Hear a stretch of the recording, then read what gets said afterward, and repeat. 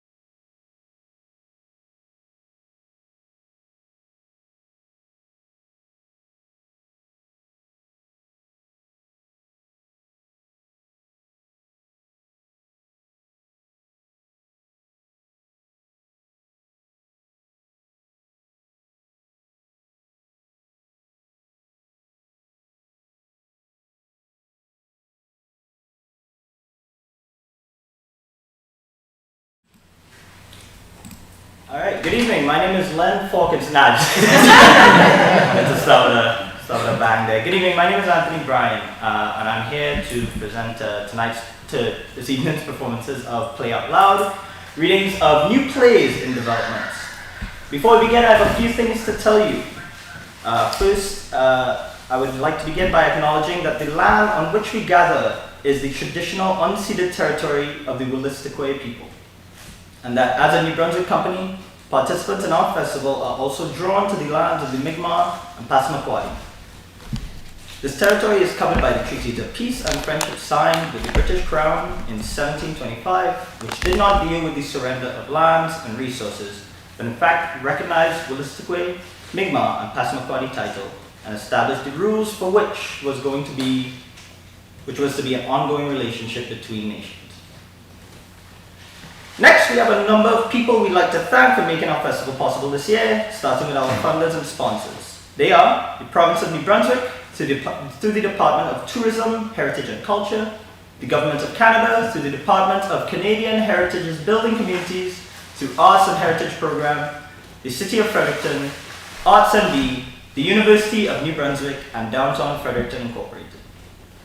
Thanks also to our host for tonight and venue partner for this year's festival, Theatre New Brunswick, where we are staging and live streaming many of the performances in our festival. We're extremely grateful to TNB for stepping in and helping us out when it looked like we might be homeless this year due to the pandemic. That was Len's joke. That was their fault.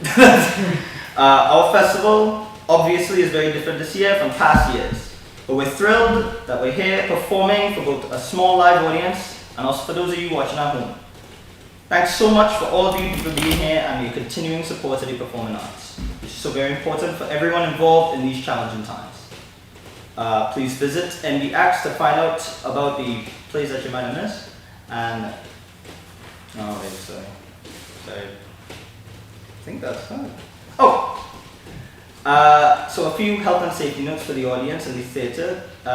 So we maintain physical distancing. Please remain in the seats that you're in for the duration of the performance.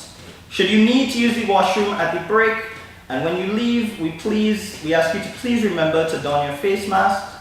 And at the end, we'll, in a patient and controlled fashion, we'll leave one row at a time, exiting from the front.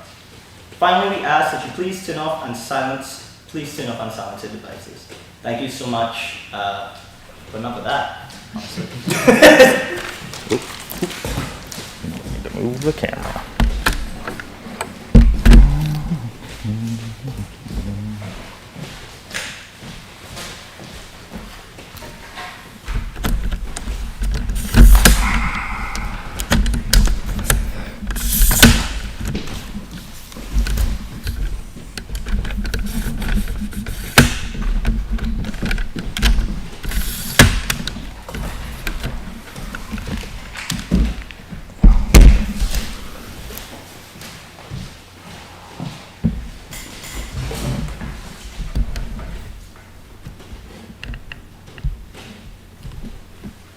Whenever you're ready.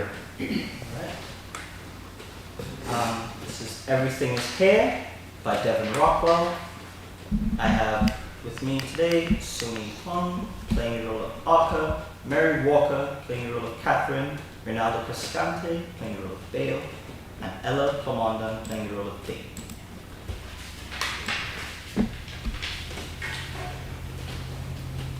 Scene 1. Lights up on a living room kitchen combination. We hear the faint sounds of a snowstorm and possibly see a faint whiteness through a window. The room is full of old handwritten papers and manuscripts laid in chaotic piles. There are also diagrams and maps pinned to the walls. There are signs of neglect and other items are strewn about the house. The stove is blackened as though there had been a fire. There are no family pictures or clothes in piles. A clock is stopped. There are open cupboard doors with cans of food inside. It doesn't look like anyone has lived here for a while. There is, however, a distinctly painted door upstage that does not match the rest of the room. There are also 2 other doors, one of which leads to somewhere else in the house, and one of which leads outside.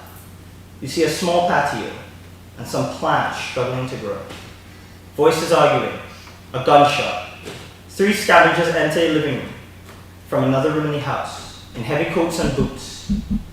They are in a frenzy, and all wearing masks except for Bale, who has taken off his. There's blood on it. Arca is panicky. Bale is in shock. Kath is thinking. Why did you... It shouldn't have been that. In the stomach or the bowel. Doesn't matter, are those the same? Well, I mean, of course they aren't. I mean, how would I know where it went?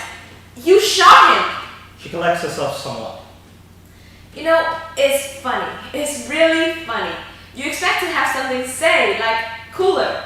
I would expect that. She takes an enormous drink from a canteen and lets water drip down her face. I would say something pithy, like drop the gun, I'll point it at you, and say, you know, let's not get hasty, either way. I watched a million movies and always saw in my head something different happen. Or I could at least cry or scream or do, you know, the rational thing to do when you watch someone die. It was a mistake. The guy wouldn't put the gun down. Why wouldn't he put the gun down? I miss movies. Bale turns away from Arca and heads over to the old ham radio to adjust it. We hear bits of static that almost threaten to drown out what he is saying, as he suddenly turns away from the radio and begins to pace and freak out. What the fuck? What the fuck? We came in here to get bread. He said he wouldn't shoot, right? He said it would be fine if we put the guns down. And I didn't know how he wouldn't shoot. I didn't know it. Bale suddenly slumps, defeated. He almost looks catatonic. Bale. Bale looks vacant. Bale, we need to get the hell out of here. We don't have time. The weather's supposed to be okay before 7, so we need to get out now. Shit. I didn't want to hurt anyone. I honestly don't even remember shooting him, Arca. I just need time. I need to see. I need to breathe. I need to breathe in and then out. I need to think or something. I think I'm gonna be sick. There's a body over there, Bale. Stop saying my name like that. I'm fine.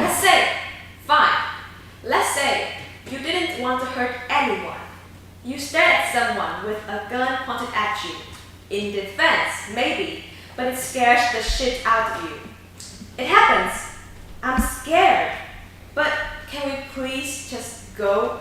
I don't want to be here, Bale. Honestly, you shouldn't either. I'm not calling you a murderer, but he's still warm. They both glance off at the edge of the stage. We see illuminated the victim, Dane, standing up, looking out at the sky. Is this really the place you want to be? Right here, right now, in this house? It doesn't matter what I want. It's just what I need. And nobody's going to come here anyway. And even if they do, it's not like he's in the other room and not present. He probably won't mind if we squat. The light at the edge of the stage fades. Dane lays back down. We see them as a dead body. Arca tries to speak. Bale suddenly explodes. They're dead! I just killed someone and I want to sit on my ass for 5 fucking seconds. I'm sorry. Arca? Okay, Bale, listen, time for review. Sit up, look at me. Look at me. Look into my eyes. You're wearing a mask. Look at the place where my eyes should be on my face and know that they are there. Come on. Listen while we review. And stop hyperventilating. I taught you how. Breathe in. 7. 11. You're here. Now, the reason we're here in this place, right here, right now, is for supplies. No shit. The sky was green, as it always is on Thursday, and we found a house to find supplies in, as we always do on Thursday. But on this Thursday, something was different. In this house there are supplies, yes, but also a person, a man. And this man had one thing which made him very much like us, a gun, and possibly the will to use it.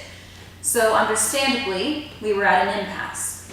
I just don't get it. I scouted this route and this house twice and saw nobody. I looked through the windows. There should have been no one here. I didn't hurt anyone. I didn't sign up to hurt anyone. Well, of course there should have been no one. But what the hell is the point of should? We found ice in the desert, and guess what? It melted. Just 4 weeks after the burning, everyone already knew this was scavenger territory. If I were to bet on it or roll the dice on any other fucking house, I'd bet there were no squatters, but fine. There were. Or was one. What do you always call it? The burning. Why not? It's too poetic. This is the end of the fucking world. Remember the graffiti at the last city? I remember the last city. It said the world is burning. And the graffiti was right, as is usual in this sort of situation. There needs to be something to burn for the world to burn. Hence the world is not ended. Or this is just the credits. There's still work to do. We're still here. We'll be okay. We are still here. Yeah. Anyways, things got tense, just a little high-strung, but maybe we could have been fine if the gun was...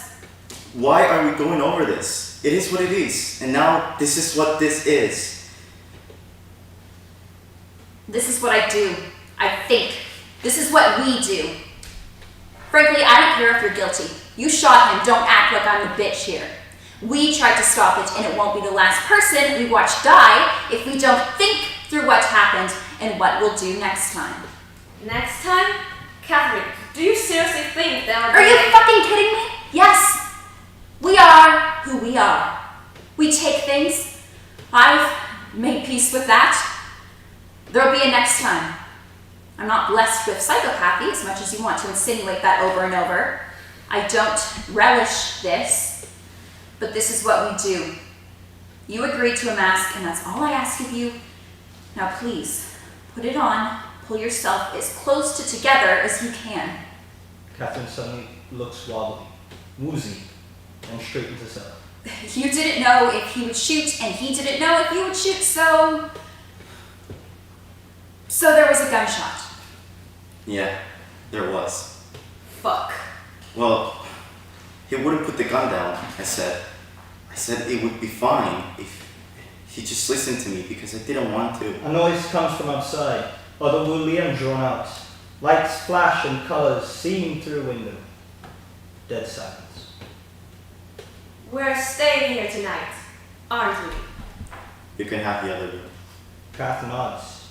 There's a long silence while they unpack their toiletries from their bag and put their coats on hangers, making themselves at home awkwardly. Dale moves off to move the body, gets blood on his hands, then rushes across the stage to the bathroom to wash them, brushing up out of the way. Dale walks out to the bathroom, realization dawning on his face. Lights lower. Scene 2.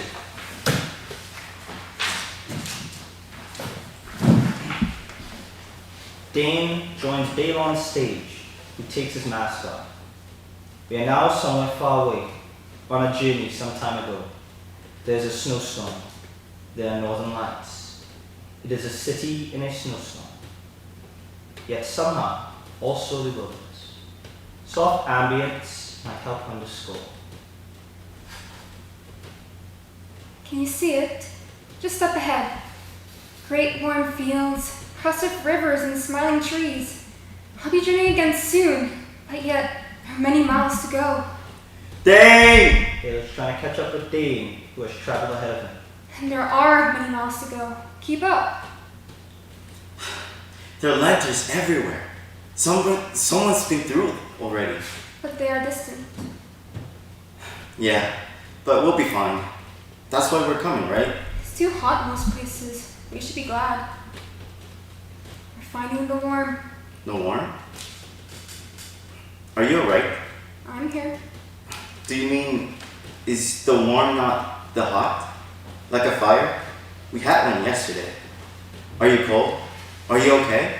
No. I used to make cocktails at every party I was at.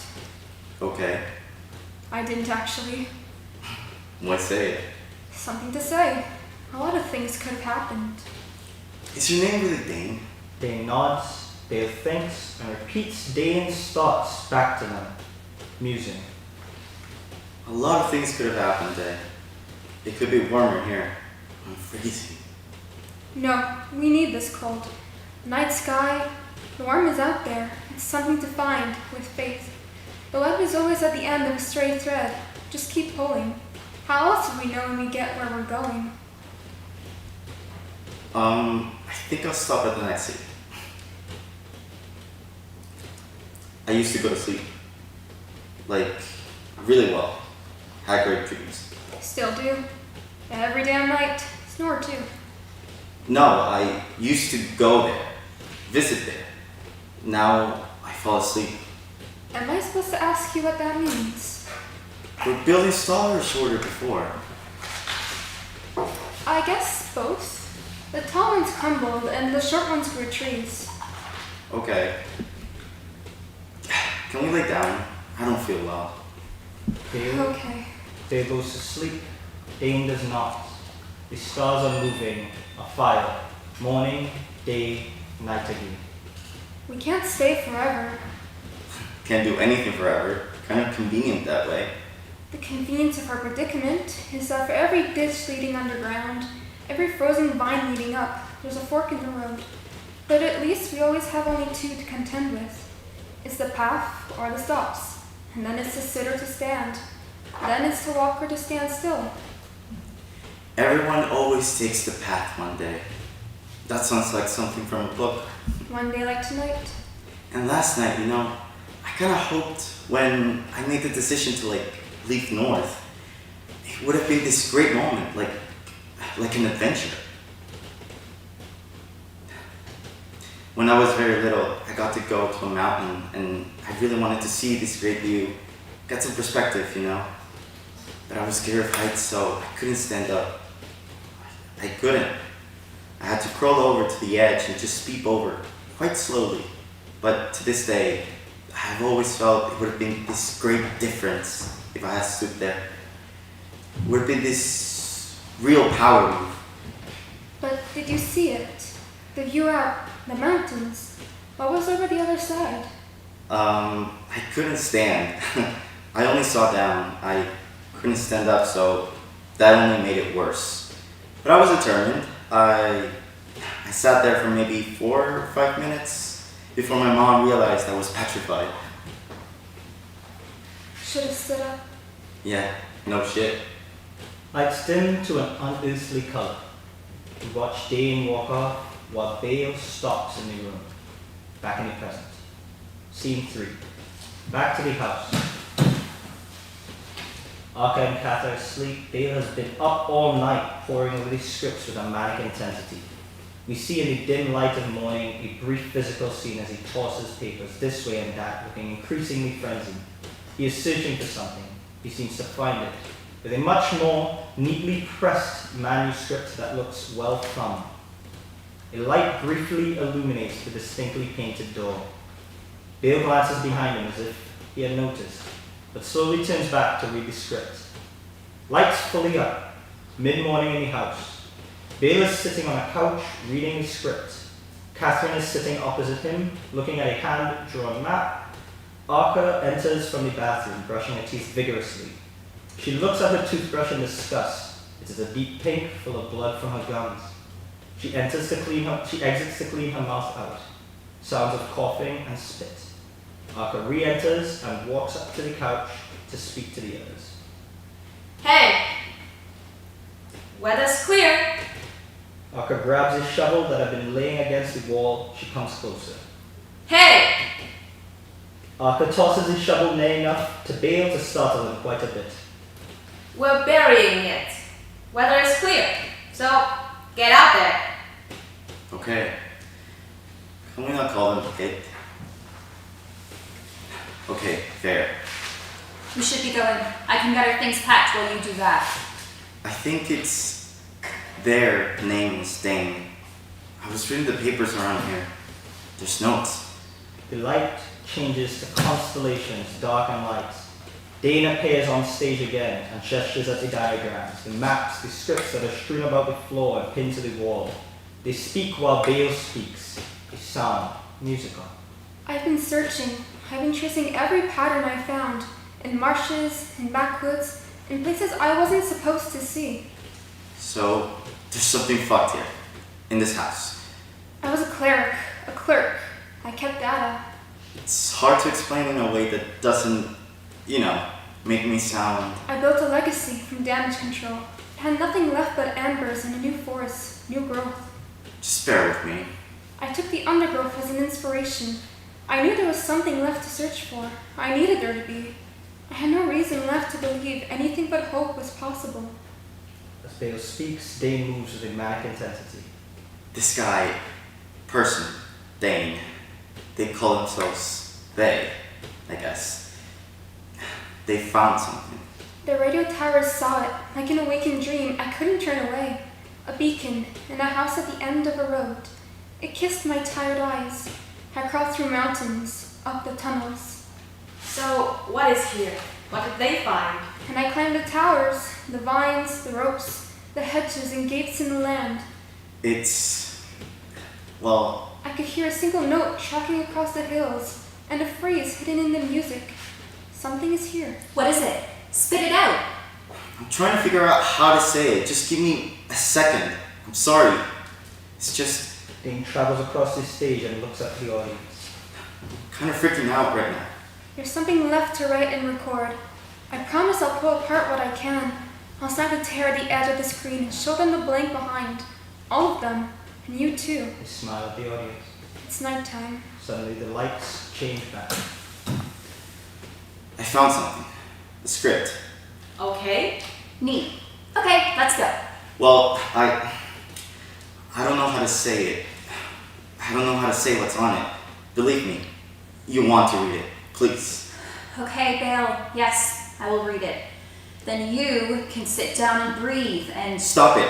Don't do that mothering everyone thing. Furious, Bale tries to push past the awkwardness. Sorry, just read it. There's a lot there. I can't really, just read it. It's us. What the hell do you mean, us? I mean, written in this script. This is exactly what we've done the past 2 weeks. This is who we are. This is what we did and thought. Everything. Every last detail. It ends yesterday. A very deep and long silence as they all read the script. Sounds echo of their own voices layering over each other. The gunshot resounds to break the cacophony. Kath becomes nervous and starts immediately searching through papers. Arthur looks agitated, turns to Bale, almost angry. Did you know them? Kath? Okay, so here's the other thing. Bale? I sort of met them, maybe like months ago, or years. I'm not sure. No, it must have been years. She gives him a look. I have a shitty memory about faces. I need a guy to meet up with the waypoint camps. He said he was looking for something. Did they follow us here? Did you know that they'd be here? What? That doesn't even make sense, Ark. Arthur is trying to process what's going on. Kath has found a new manuscript and is now focused on this. She holds up different papers, comparing them. Wait, what? How did neither of you recognize each other? Yesterday.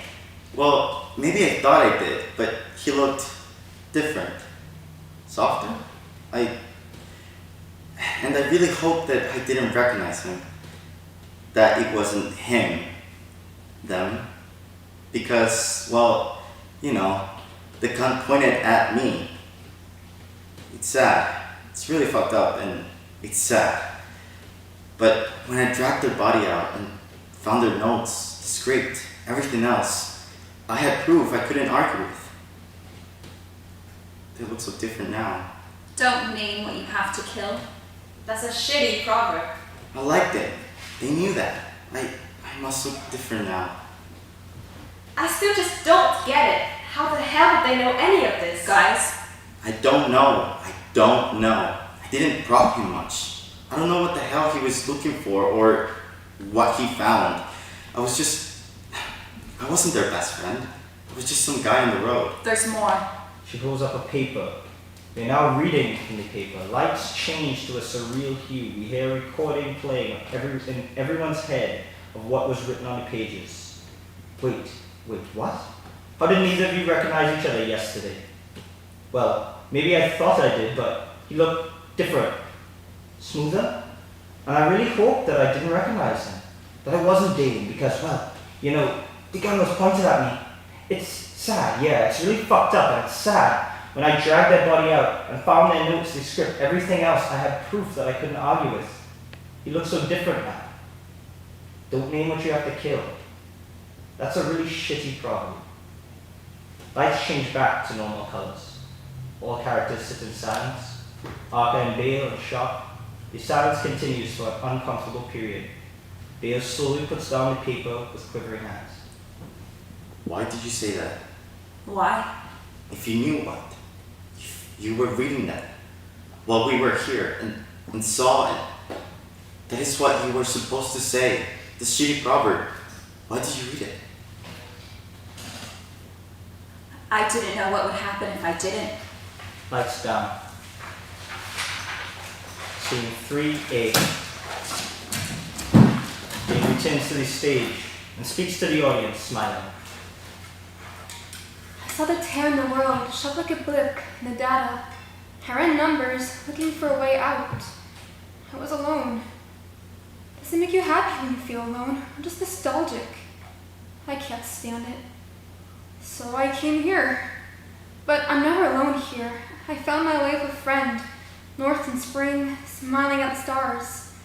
When they show their faces anyway. It feels quite warm here, just enough. Shame there's no sunlight or I grow some flowers. And I really should grow flowers. I found it. Everything. Through the door, turn the corner of a map up, and seeing a book of every page folded into a globe that melted and reappeared with each moment in time. And with each melting, I could see the wax drops fall onto the pages and solidify into a million mosaics, which slowly took the shape of realities, worlds, histories, and futures that all stood so desperately close. And the little faces of nervous people waiting to see what color the sky would be tomorrow, suddenly seeing the tragedy. There are more things in earth than in heaven, as a matter of fact. I'm not alone anymore. I'm with everything I could be, standing at the edge of edges. And when I fall, I'll be happy to be a butterfly again. I love them so much. Scene 4. Back to the sky. So, okay.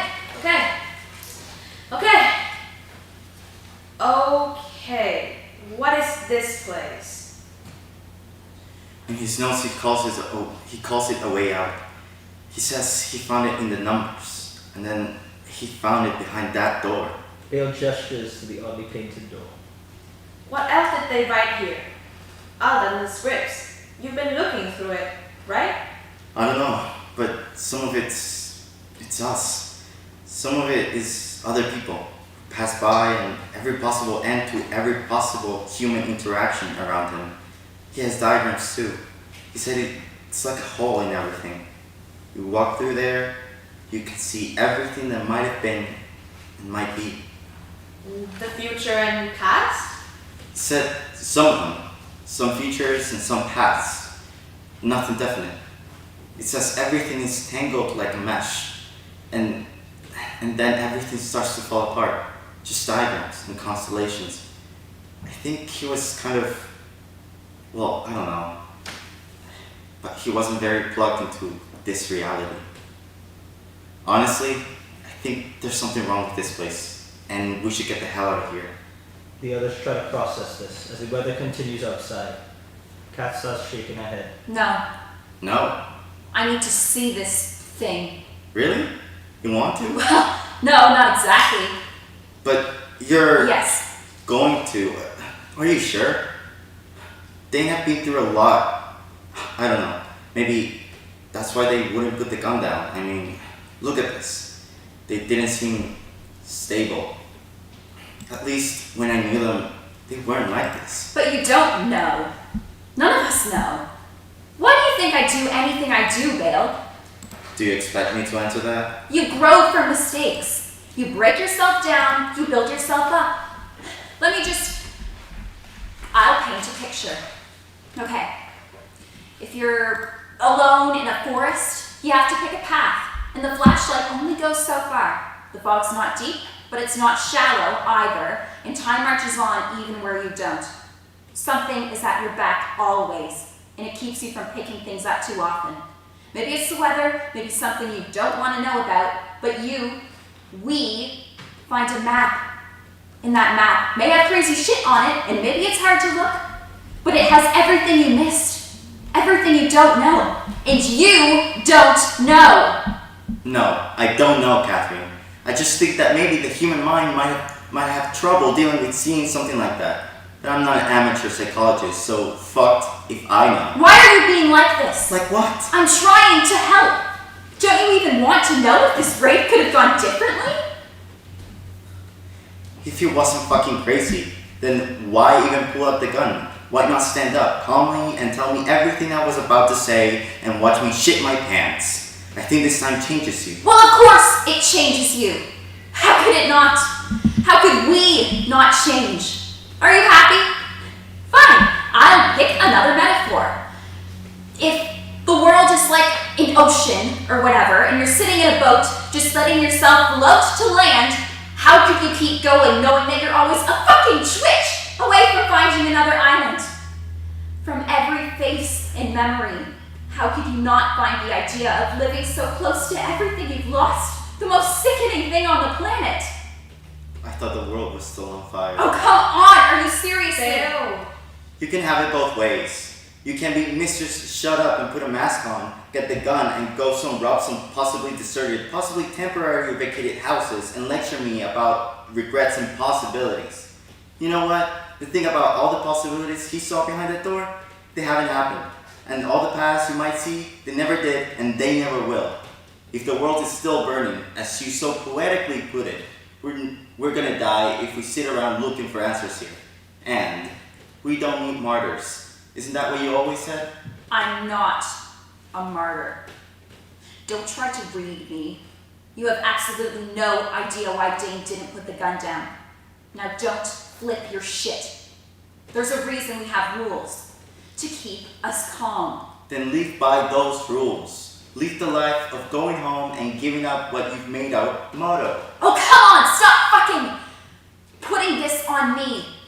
It isn't my fault that you killed him. It isn't my fault. It's yours. It's your first time. It's normal to freak out, to feel lost. Now grow up. Don't patronize me. Don't make this normal. Don't pretend like this isn't absolutely fucked with a capital F. I know I hurt Dane. I didn't make hunger. I didn't ask for it to acid rain today, and I didn't ask for it to fire rain tomorrow. I didn't make living so goddamn unbearable. You didn't hurt Dane. You killed them. You killed them, and you still can't accept that it was the right thing to do.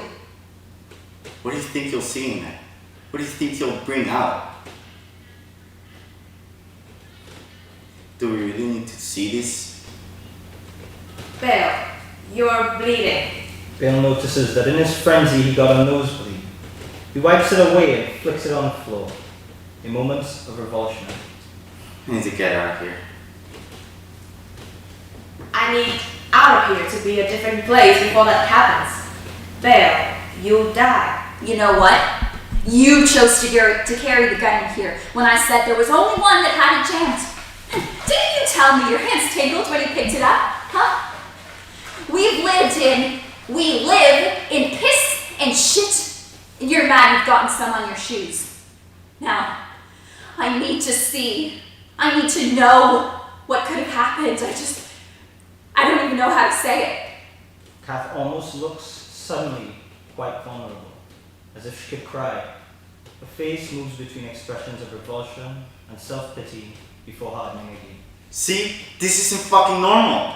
Who said anything about normal? Stop keeping me here. Bale opens the door and steps just outside as if to leave, glancing around at the hostile outdoors. Bale, I know why you don't want to see what's behind that door. Bale is quiet. stop dead in his tracks.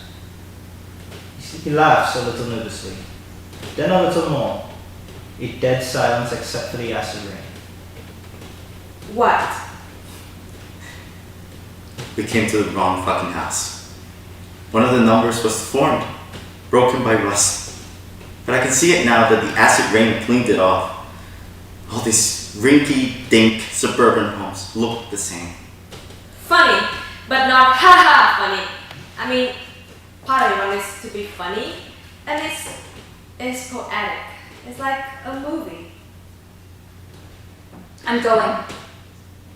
She hesitates, turning around as if she's about to say something. I'm going. Kath walks over and enters through the door. Lights dim to a gentle golden.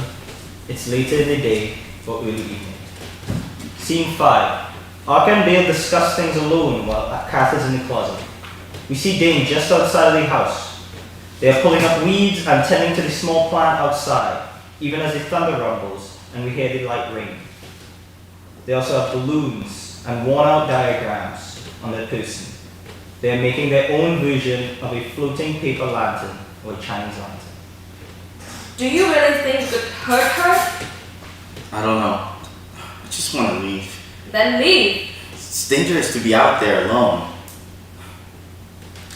I've changed, haven't I? Well, I don't know what you used to be like. We've been at this for a couple of years, right?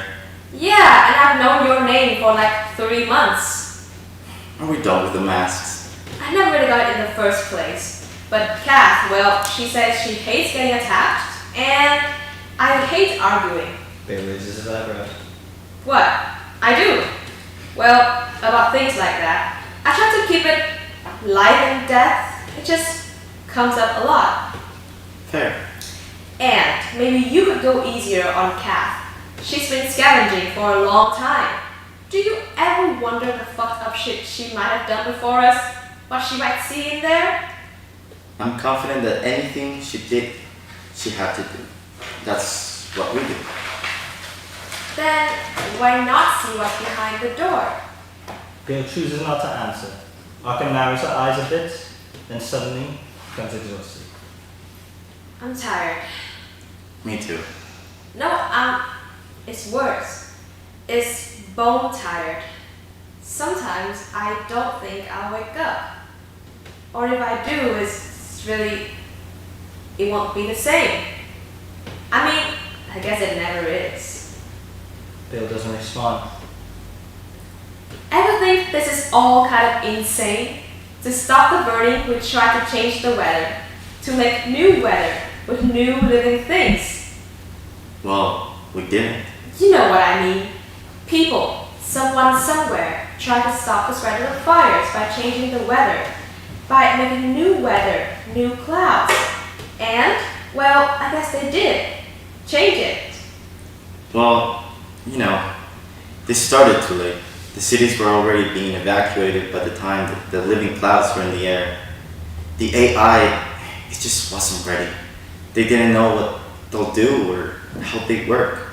But at least they tried. And even though they didn't really finish making them, and even though the living clouds are terrifying, I don't think this is the worst it could be. Eventually, after the lights flashed, and the fog and the hail and the sugar snow and all the other wild shit happened, they rained and the fires did go out. Even if the clouds are random and dangerous, it's like they're... In the background, Dane stops tending to the plants and begins to release floating lanterns with messages taped to them. They float upward and Dane looks at the sky. It's like they're humanity's children. Half-raised, yeah. Maybe kind of an asshole kid. But we abandoned them and they tried their best. The lanterns break, papers float back down. It makes me sentimental.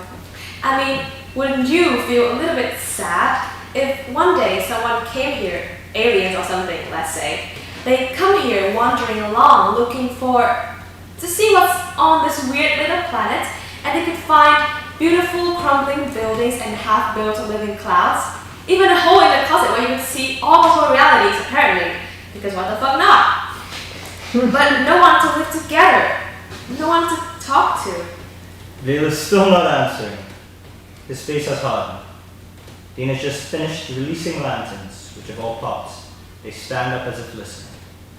I do miss the color of a normal sunset. On Thursday, back home, I'd wake up in August and through the neighborhood I'd smell lilacs. In the distance, there would be bagpipes. Do you remember how many flowers there used to be? Yeah, but we're not going back. Dean exits to the backyard of the house, out of sight of the audience. No one said anything about going back. I know better than anyone. It was already there. They shit and pissed. The world ended before it had a chance to start. Everything was it was all full up, filled with a deep rot. All the empires were built on it. You think being built on rot would kill something? It doesn't. It learns to love it. It festers, pulsates, grows arms and limbs and sucks the blood out of everything. And when it can't feed, when all the salt of the earth is pebbles and the waters is tar pits, and it turns dry and encrusted, then finally it catches fire in the sun. Everything around it too. The lilacs we had left. And somehow we're sad when nothing sprouts from the ashes. Or at least I was. A crackle of thunder in the background, and through a window we see ash falling instead of rain, as though a volcano had erupted silently. I wrote a short story when I was a little kid about a phoenix coming back, but it didn't go anywhere. I didn't know what to do with him. The whole story was about his previous incarnation. Then after he died and I brought him back, I had nothing to say. He wasn't the same bird. He didn't deserve the same love, the same hopes. So it ends with him returning. And then it just kind of stands there, like, so what now? The ash doesn't last long. The rain continues, heavier.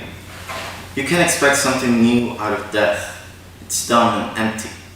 If you'd watched something die, you'd know that. When I walked outside, I could smell Dane. Should have buried it deeper. I did watch something die. I just didn't kill them. Yeah, well, maybe there'll be flowers on top of his grave someday. If the weather dies down. We'd have to plant them. We'll be gone before we ever get the chance. Silence. We hear and see a change in the weather. Subtle, but the rain continues. Still raining. I think I want to stay here for a while. What does stay mean? Stay for a night? Stay as in stay. For as long as it takes to see what we need to see. You too? You said you'd changed, right? Bale nods slowly. Then it turns to a shape. A firm no. Shouldn't you? Shouldn't we? Shouldn't this change us? No one's better just because they want to be. No, but how do you think they do? How do you think things change? I don't think they do. You don't really know what's in there. You want to see the future? He pulls out a crumpled paper from his pocket and tosses it. It's a script from before. Arthur picks it up and pores over it carefully. Her brow furrows. But this isn't right. None of this happened. Exactly. He didn't know. He didn't even know who he was in half of this. He said he's a she, a he, an it even. He got lost. It's a long way out here to go alone. I think we should burn this place. Arthur is shaking her head and starts pacing. No. If it's not a time machine, that's not even what you said. Of course we don't know for sure. If we did, then you're missing the point. What Dane said was that it showed everything.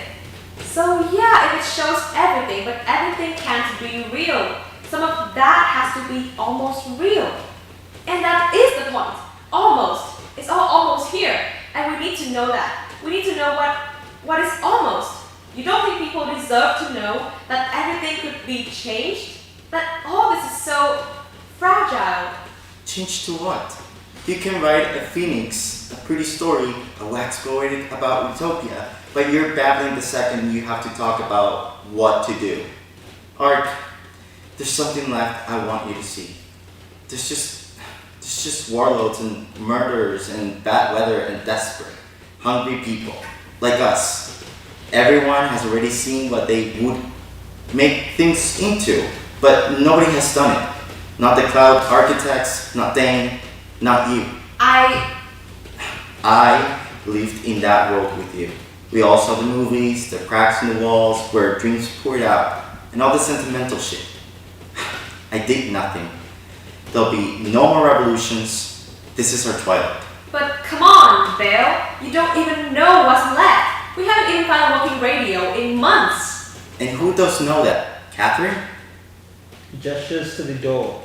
We notice the door is still shut and has an odd glow to it. Wait. She's been in there for hours. I think she's... Shit. We get up and walk to the door. Light shines to the bottom of it. Catherine? No answer. A faint hum, growing, an almost musical swell. Kath? What? It's what? I told her not to go in. Jesus Christ, Catherine! Arthur's voice seems to resonate as the noise stops and the light fades away. The door opens and Catherine tumbles out, shaking and sweating, her face shot with a deathly pallor. Arthur holds her while Bale grabs a blanket and a bucket. What's in there? Catherine turns her face slowly to her, about to speak, then vomits. She seems barely conscious. Arthur and Bale carry her over to the couch. Suddenly a crackle of thunder is heard again, and a soft drizzle of rain in the background tunes to the gentle sounds of the morning. A variety of flowery hues softly light the windows. Scene 5A. Suddenly, back to Dane. Looking distressed. The scavengers remain on stage. Catherine is being tended to in slow motion. I'm not a man anymore, or a woman. How could I be? How could I be anything?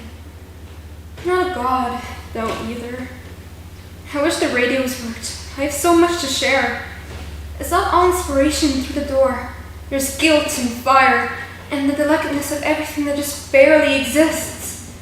I saw a tear in the world open up like a blip in the data. I know the weather was bad, I came here.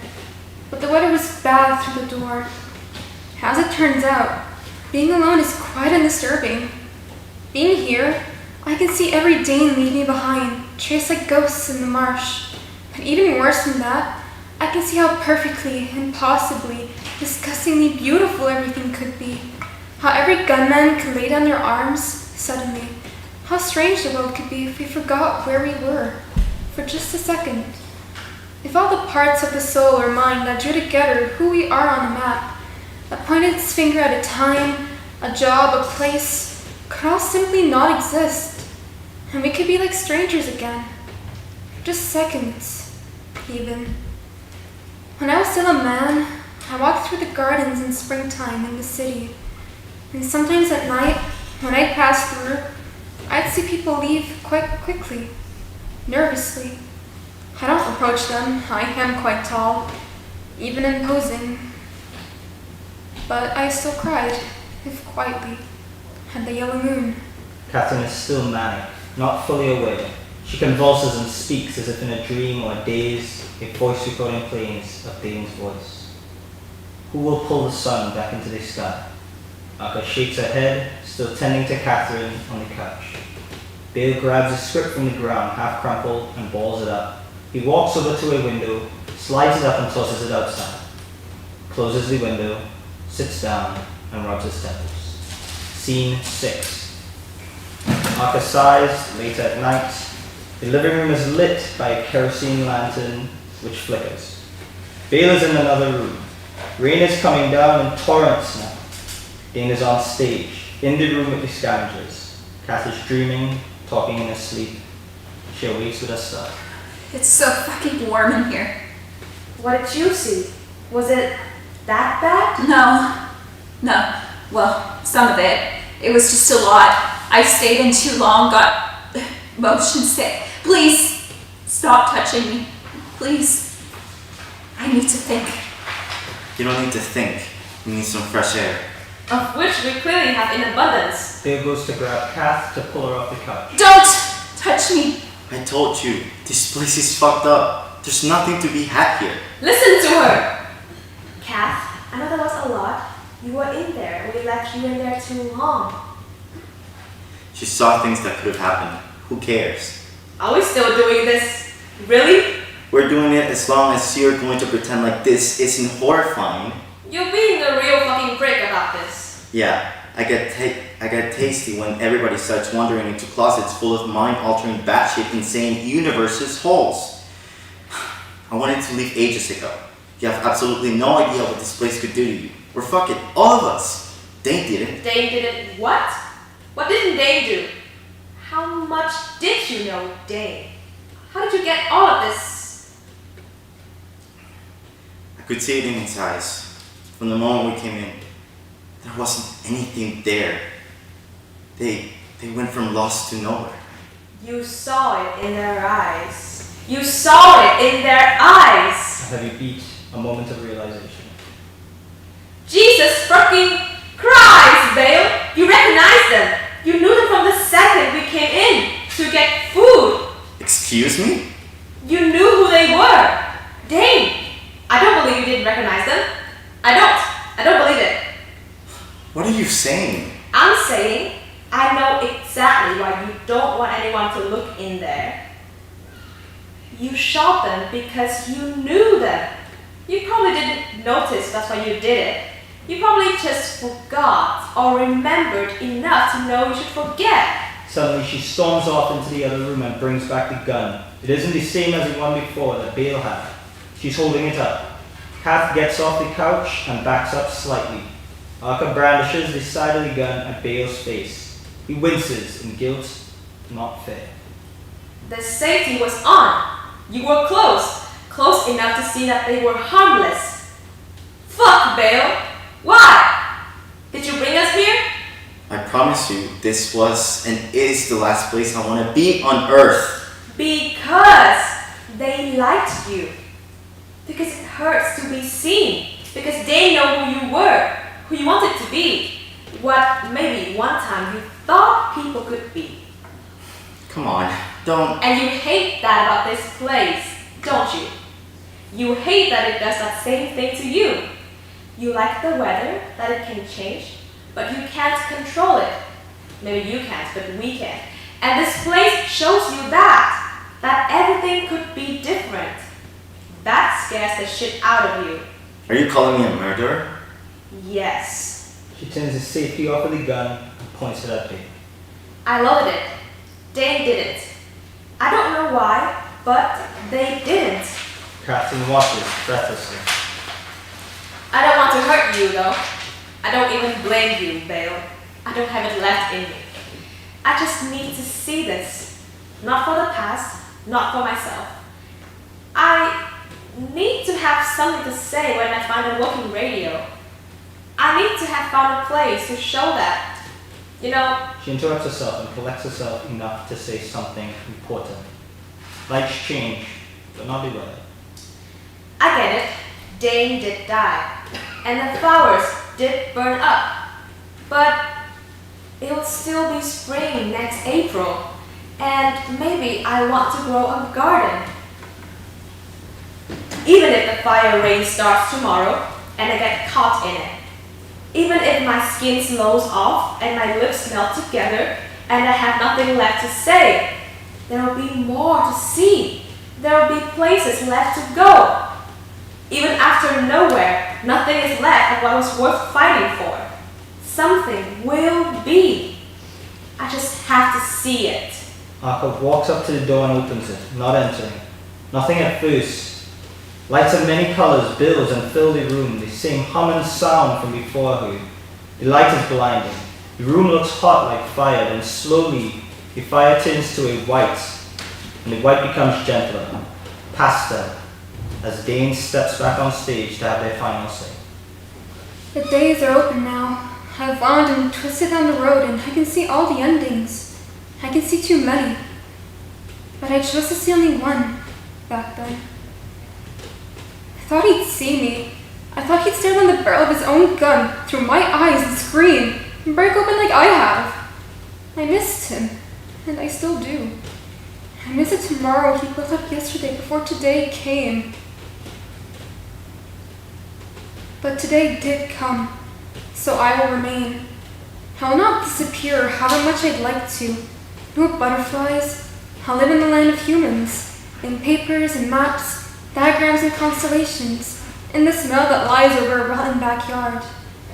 And I'll watch them grow the most beautiful flowers. So many that the petals can't stay put. They cry out for the air around them and haunt the dreams of a generation. I can see it even clearer now. And I want you to know that you too can. You can see it. If you focus on the pinprick of light behind me, closely, you can watch the revolutions of the earth, of countries, change the spirals, and once they pass, you'll never be in the same place. Look close at the pinprick. Now it's the sun. Wander in.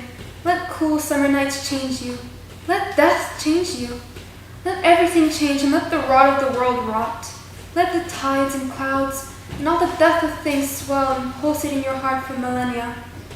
Can't you see it now? White spirals, the lotus, the new clouds too, smiling with the sun and all the birds. This fever dream passes and the smoke will clear. Your body will know what to do. You'll see strangers like strangers. And the moon will be everyone's. Dane walks into the audience and exits. They carry a single paper lantern. The end.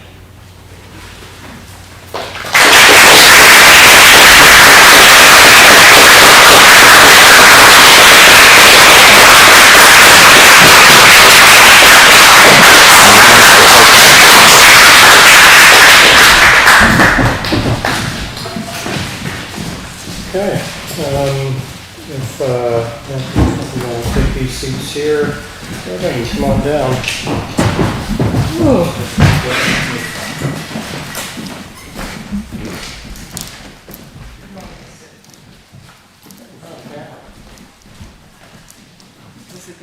That's great.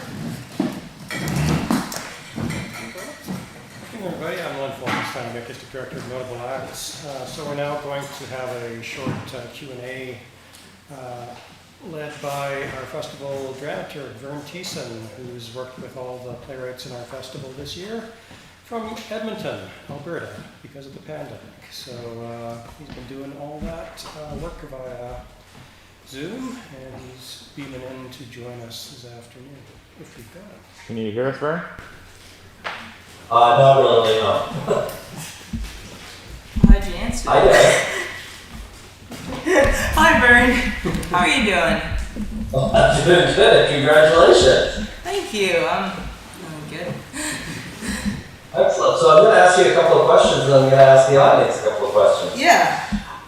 But first of all, I also want to thank you. You've been doing double duty on this festival, not only as a playwright, but you've been doing some work behind the scenes, promoting this festival. So thank you very much for doing that work as well. Oh, yes, thank you. I've been at that, been doing the music for Space Girl, so I've been a busy bee.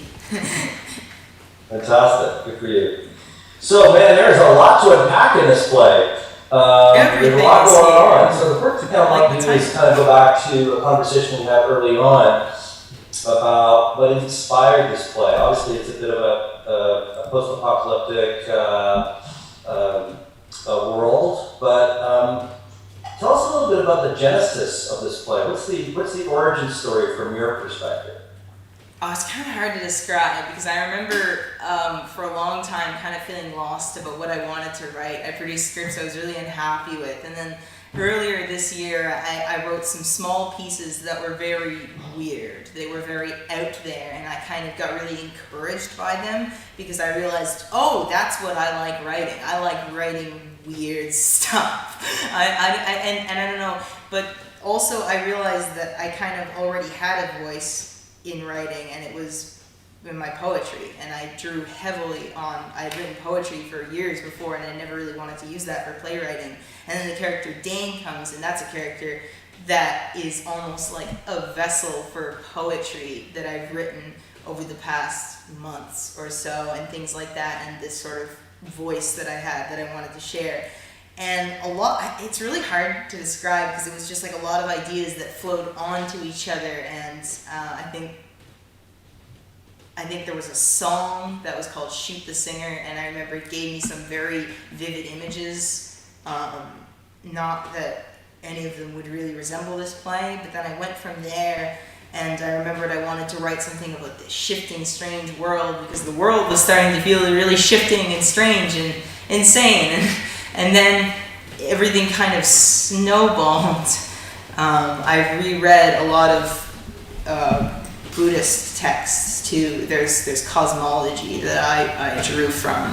I reread old plays and poetry from so many sources. I kind of went on a reading spree over the quarantine break, and it all kind of culminated in this play that came together actually very quickly as I was rushing to get it in for Notable Act, so much that it literally was not even finished by the time the first draft, and like the first scene was pretty much, the last scene was pretty much a stub. I don't know if that answers it, but it's pretty hard to explain because there's just a lot of pieces going in. But yeah, I guess poetry, I will say. Well, no, that makes total sense. It sounds like, like all good writers, you're trying to figure out what's going on in the world through your work, and certainly we're living in a very chaotic time, and this play kind of represents that. My next question is a bit, I know you as a philosophical person, so I'm curious as to whether you feel this play is a hopeful play, and whether you personally are hopeful about the future. I know that's a pretty deep question, but I know you can handle it. Oh, I'm up for it. I even wrote this in my writer's note, I think, for the play. I said I have a chip on my shoulder about writing post-apocalyptic things. I was like, I don't want to do it. I don't want to write a post-apocalyptic play. And then I wrote a post-apocalyptic play. And it's because I'm a reckless optimist. I can't stop being optimistic, and I think this play is really optimistic. And I really wanted that to come through, that no matter all the terrible shit that happens, then I wanted it to have hope, and that's something missing from a lot of dystopian and post-apocalyptic pieces. I really wanted hope. I wanted it to end with this feeling, even if it was non-specific, of that things can get better, things could be okay. And I remember that all of these devices and these worlds that I was building, I remember I wanted them to all work together to that one point. Things can be better. And that's a very simple idea, but I really wanted it to just kind of run through, and it kind of helped focus all of these like colorful images that I was like pulling from. So personally, yes. I don't think it's guaranteed to be better. I think that there's like, I don't know, like a 40% chance the world will end. But there's a 60% chance we'll figure something out. Before climate disaster destroys everything and everything kind of melts down. I'm gonna lean into that 60% myself. So you just talked about your poetry, and a lot of the play is just chock full of incredible images. Early on, I said one of the lines that I loved in the draft. The first draft I read was the one about, it's Thursday, the moon is green, or what was that line again? It's the sky was green. Today's Thursday, and I was like, I remember loving the line because I'm like, it's just so arbitrary. Because everything feels kind of arbitrary right now. It's like you're walking into a place and it's like, oh, of course, I'm standing 6 feet away from them and I'm doing digital. And it's like everything is so weird, but it all feels so arbitrary. And it's so, like, have you ever watched have you ever heard the podcast, Welcome to Night Vale? It's this sort of Lovecraftian fiction that is all done as this radio announcement show. The show is really good at making things that are incredibly horrifying and strange, and he just kind of goes on the radio and he's like, so anyway, tomorrow is canceled because the skeletons have risen up from the ground and they're going to come into your houses and ask you for a cup of tea. Like, it's just so good at making this really arbitrary, crazy things sound normal, and that was part of an inspiration for this play, definitely. Well, we've got a couple of minutes for a couple of quick questions from the house. I would like to just give this as a prompt to the audience to maybe begin. there's so many images of this play, and as I was listening to it today, I kept on thinking about what the posters would be for this play, like if it was, a movie poster or something like that, and maybe what a catchphrase would be on that movie poster, and I came up with a whole list of them as I was going through, but the one that I'm leaning into right now is, it's dangerous to be out there alone. I could see that on the poster as one of the lines from the play, it's dangerous to be out there alone. And like this image of that door, that fiery door. So if there's any images or lines from the play that you really love, that really stuck out to you, I would love to hear them. And because we only have a couple minutes, if there's any questions you have of Devin, you can ask them now. Just make sure to keep them positive. So Len, I'll let you handle this from the house. So, Mary.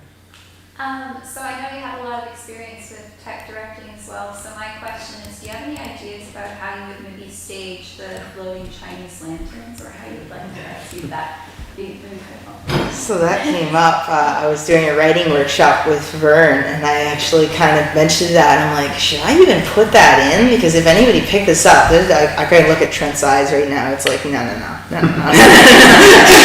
But I'm hoping that some sort of makeshift thing with balloons that sort of imitated it, because balloons happen in Space Girl. So that's why I even included that little bit about they're making their own version of a Chinese lantern. While it would be really cool if they could literally origami together a Chinese lantern out of their diagrams, because I just think that's cool as a writer. But it's not very practical. Not your problem. Yeah. Also, yes, not my problem, but I think it's cool. So I don't really have an idea other than use balloons maybe instead. I don't know. Other questions or some images from the play that really stuck out for you as audience members?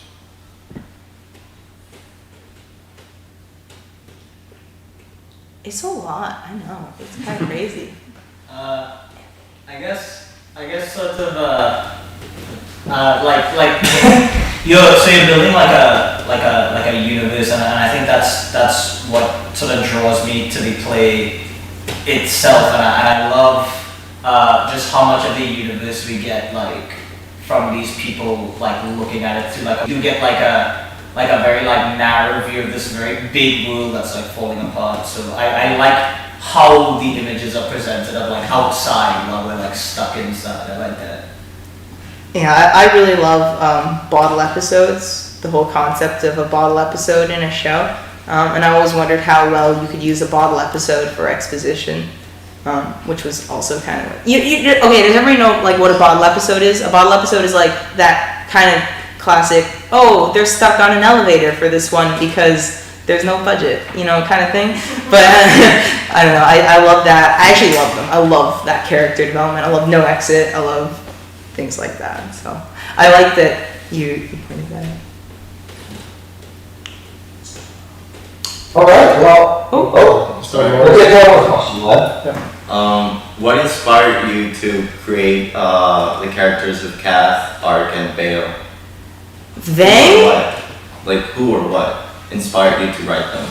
So here's the thing, those characters I like writing characters kind of in reverse. I don't really think about who the people are going to be in my play. I think about the stuff I want to have happen in my play, and then I kind of just play with it, and I play with the people that they might be because of the things that I want them to do, and I just play, and I just go through script, and I'm like, oh, by the end, they're kind of people, and I didn't know who they were going to be. The names are alphabetical because that's how I start my scripts, A, B, C, and D, and these are the people I want to do their things, and then they grew their names, and they grew their personalities, and I don't even know. They just kind of happen. It's kind of a thing I would have trouble working backwards to understand myself personally. But, so I guess that's not really an answer, but I guess I don't really know. I guess I just kind of played a lot with who they might be and based on the actions that they have to do in the play, and hoped that things would work out. Well, congratulations, Devin. We have another play that we are going to listen to this afternoon, but another round of applause for Devin. Thank you so much, man. Congratulations.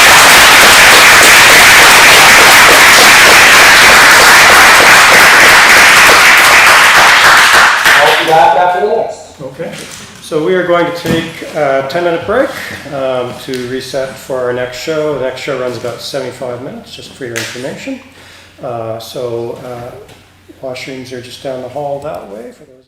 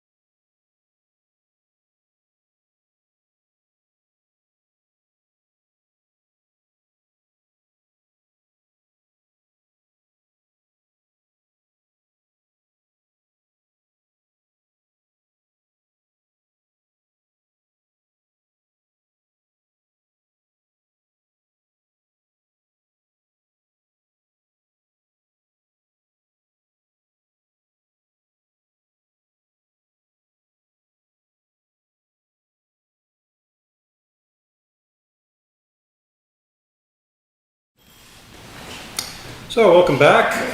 What we're presenting this afternoon are the two runners-up in our one-act narrating competition for this year for Notable Acts. So our second play is about to begin. Just wanted to advise those of you who are watching at home today, if you should experience any problems with the feed this afternoon, our internet here is not the not the top level.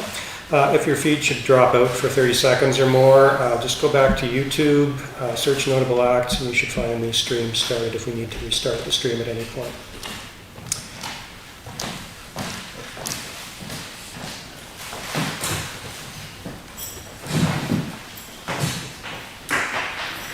Wrack and Ruin by Meg Edwards.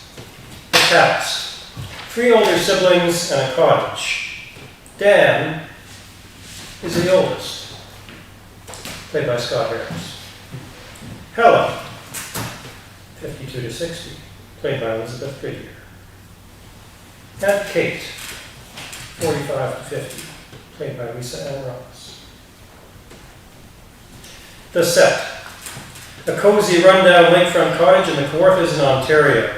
In the middle of the stage is a doorway to the back room with an old broken bamboo bead curtain hanging it. On stage right is a living room with a wood-burning stove. 2 urns are prominent on a shelf by the fire. On stage left is a rustic kitchen with a propane stove and a cuckoo clock. There are no electric lights or plumbing. Outside the windows are green trees dappled with sunshine. Act 1, Scene 1. The scene opens on an empty set. A screen door slams and Helen, beautiful older woman in practical but expensive clothes, enters through the bead curtain. She steps in the front room and puts a bag of groceries and legal paperwork on the kitchen table. She opens the window above the stove by latching it up. The cottage is filled with light and birdsong. Helen grabs 2 empty buckets and heads to the length of the side kitchen door. While she is outside, there is another screen door slam and Dan, fit older man with practical working clothes, crashes through the beads and dumps a pile of travel bags on the floor and a bottle of expensive scotch on the coffee table. Dan walks around the cottage with a proprietary air. Helen comes back through the side door carrying 2 full buckets of lake water to find Dan contemplating the errands and breathing deeply. Communing with the dead? God, yes, in a way. I like to think that it makes them happy that we're here. And I do love this air. The smell of this place. I find it stuffy, dank, like someone forgot to take the garbage when they left last fall. Sorry, we meant to take it. We had to rush. Did you notice that I chopped the firewood and piled the kindling? Yeah, that's good, because you guys used it all up. I did a big cleaning last fall before we left, and cleaned all the sheets, stocked the pantry. Oh, great. You know, I do bring the big propane tank across the lake every year, and last fall, I carried it up all those cinder blocks. That almost broke my back. That's gotta get me points. Well, who's keeping score? You are. It's all in this little book. Clean the outhouse, ½ hour. Clean the rocks off the beach, 2 hours. Wait, those cinder blocks are to fix the foundation, right? I mean, this place is really on its last legs. Use a light foot, eh? Don't stomp about.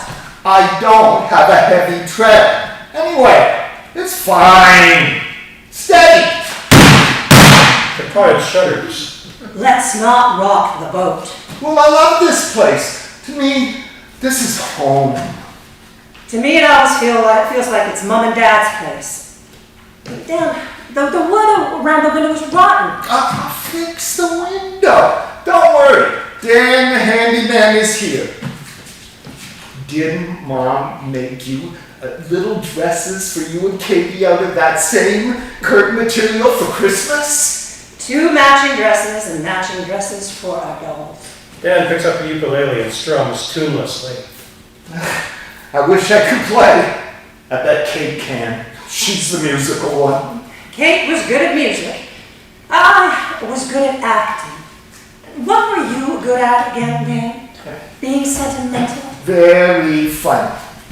I'm good with my hands. You know that. Good with my hands. While Helen wrestles around cleaning, Dan goes to the cuckoo clock and pulls the chains to get it going.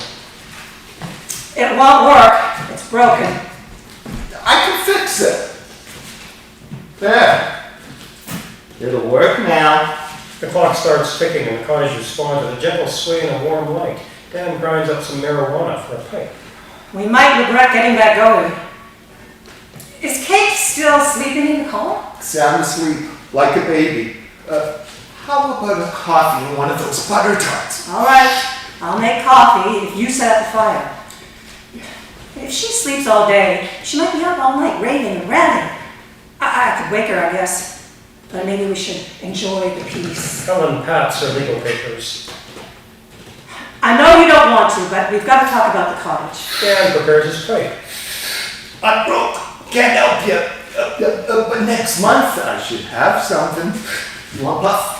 Helen accepts the pipe. Do you think Kate cares about the cottage? Kate, she doesn't care about anything. Why? The cottage. We can't afford it. I want to sell it. What are you talking about? I need this place. It's my refuge. Everyone needs this place. Everyone loves this place. But it can't run on fumes. It's getting run down. I can fix that window. No problem. No, it's endless. We've got to sell. Move on. You can get your own cabin. Get stones. Sit with the urns. It'll be just the same as if you were here. There is no way I could ever afford a place in the Kawarthas, even with that money. Are you kidding? Anyway, this cottage was a gift from our parents. It should stay in the family. You don't get to make the final decision without me and Kate. I don't see you sharing in the bills. I'll pay you back. We'll fix it up and rent it. We have options. You've been saying that for years. And there's something else I found out when I found the deed. We've got a special kind of inheritance. I mean, all three of us inherited the cottage, sure, but we don't get to pass it on to our own kids. If you die before me, it goes to me. And then when I die, it goes to Kate. Last one living gets everything. The cottage fees rattle as if someone walked through. You're saying that Kate would end up with everything in the end and not our kids? It would be hers, and whatever we have invested in this place would be in her name. Wow! When are you going to tell me this? No wonder you're not investing in the place. Or is that Josh's decision? It's not Josh's decision. Anyway, what have you invested recently? Other than my back, and my last bucks on that propane tank, and every damn holiday when I come out here to fix things. Clock stops ticking and Dan takes it off the wall to look at it. Well, that's the deal. So you better sure that your kids get on the good side of their crazy Aunt Kate. Dan works on the clock. But you say whoever outlives the others ends up with the cottage? Well, I could outlive Kate. I mean, I hate to say it, but she lives a rough life. Who knows who will die first? Of what? Too true. Who knows? Though the odds are good for you, Helen. Maybe you shouldn't drink so much. Dan puts the clock back on the wall and pulls the chains. It starts ticking and Dan moves the arms to make it sing. I'm just trying to do what's best for everyone. If we sell it, you could get out of debt. We could all be free. It still bugs me that Mom and Dad didn't give the cottage to me in the first place. I am the eldest son. It's tradition, primogeniture. It should have been mine. I've looked after you guys, and I've kept the family going. If you owned it, we would have lost it already to death or one of your past wives. I would have felt different if they had trusted me to look after it. Kate can be heard getting caught in the screen door. Hello? Hello? Hey, sister, hey, brother. God damn it! Slippery. I'll huff and I'll puff. Kate suddenly pokes her head out of the bed, one of the beads like Jack Nicholson in The Shining. Here's Kitty! It's peaceful here, Katie, not a horror film. Kate enters with a limp. Oh, sure, Dan, sure. Peaceful, like a mausoleum. Is that thing gonna keep ticking like that all the time? Jeez, this place is crowded with ghosts. In fact, look, there's a face out the window. Ah! Jeez! my pale ass face.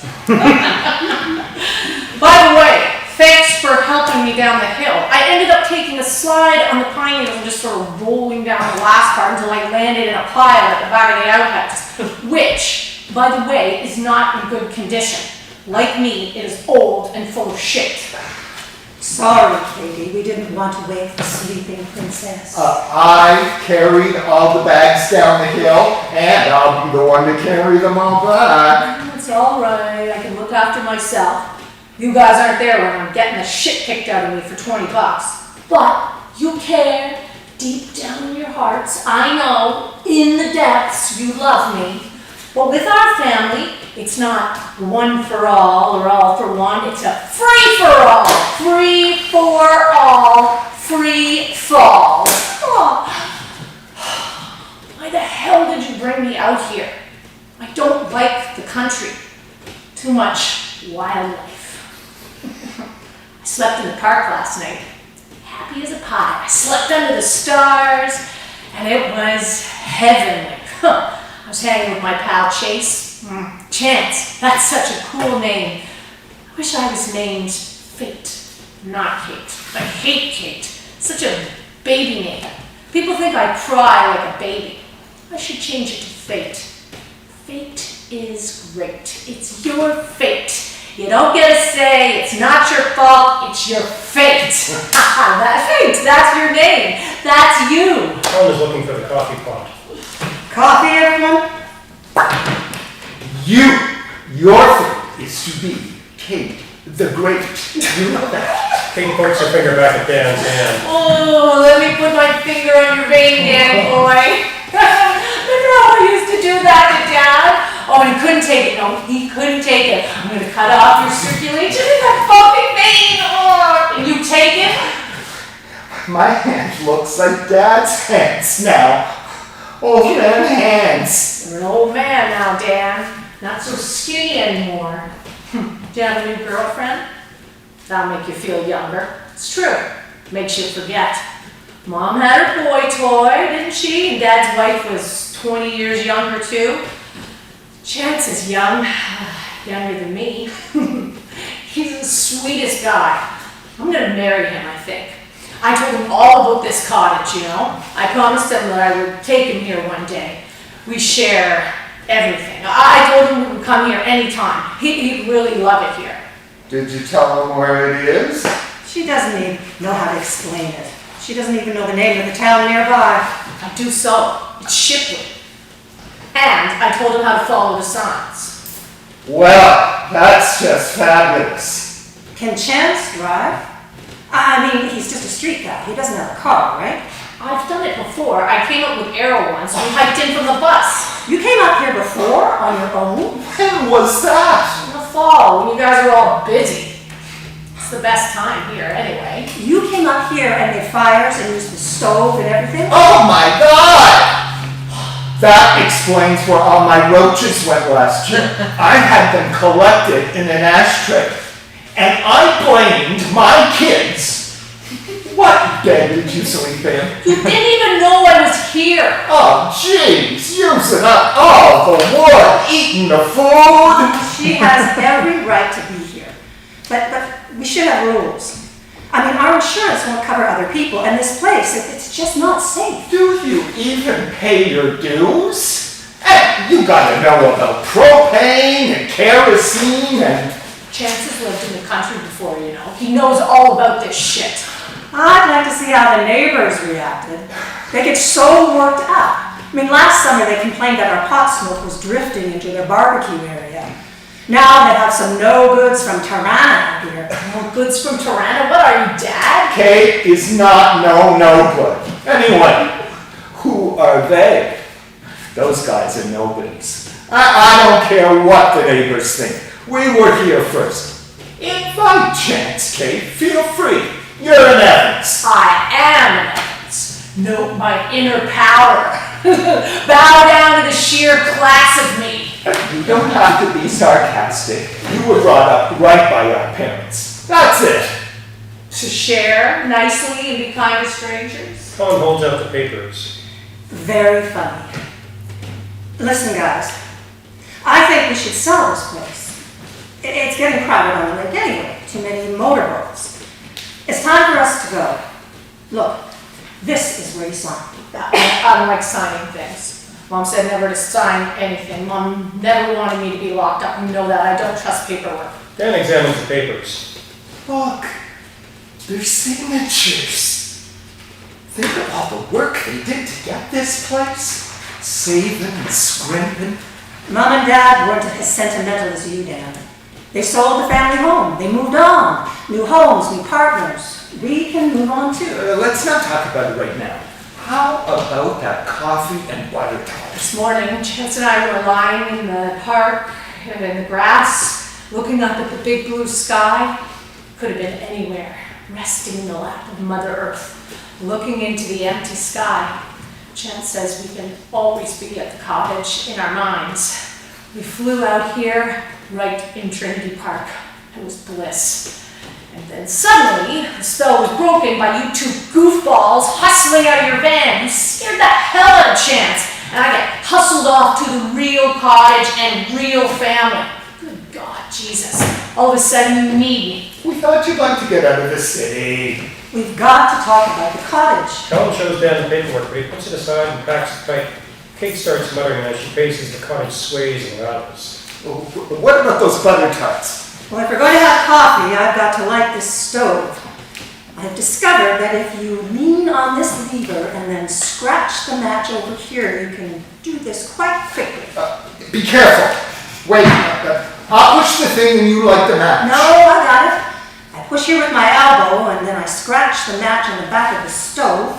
Shit. Let me do it. I'm good at this. Look, you need to hold down one side of the trigger and light the flame at the same time. Do you want me to do it? Kate is playing with matches, letting them burn her fingers. I remember this. Mom's legs sticking out from the bottom of the stove, the smell of gas, the roar when it lit. It's a family ceremony, lighting the gas, a ritual. Helen walks on her knees to Kate to take away the matches. I do feel like I'm approaching this temple on my knees, making an offering of my singed brow. I mean, why didn't we ever have electricity or plumbing? Okay, I got this. You just push down and then you bring the match over when you hear the gas. Damn it, it went out. I don't like change. I want it to be just like it was. How about you hold this, Helen, and then I will twist this. Wait, my elbow is twisted. Where are the matches? Okay, got it. Now bring the match to the back. There's a whoosh as the flame connects with the gas. And they discovered the burnt remains of the Evans family among the debris of the cottage. The children's ashes were scattered to and fro, but the parents were neatly preserved in the urns. The gas stove hisses and the cuckoo clock goes off. Light step. Act 1, Scene 2. Kate is alone in the front room, pacing with a limp. Dan and Helen can be heard outside the kitchen window. Turn it clockwise. This is clockwise. Which way was it turned when we got here? It's this way. Righty-tighty, lefty-loosey. Kate notices the urns. Hi, Mom. Hi, Dad. And your special cans, canned parents, canned peas. Here you are in your fancy pots. Oils for the dusty world. Cans of people dust. Supposed to be just your dust, Dad. Just your special dust. There's probably bits of other people in there with you. The guy in line before you. The guy from the burbs. That guy and general dust and maybe a cremated mouse too.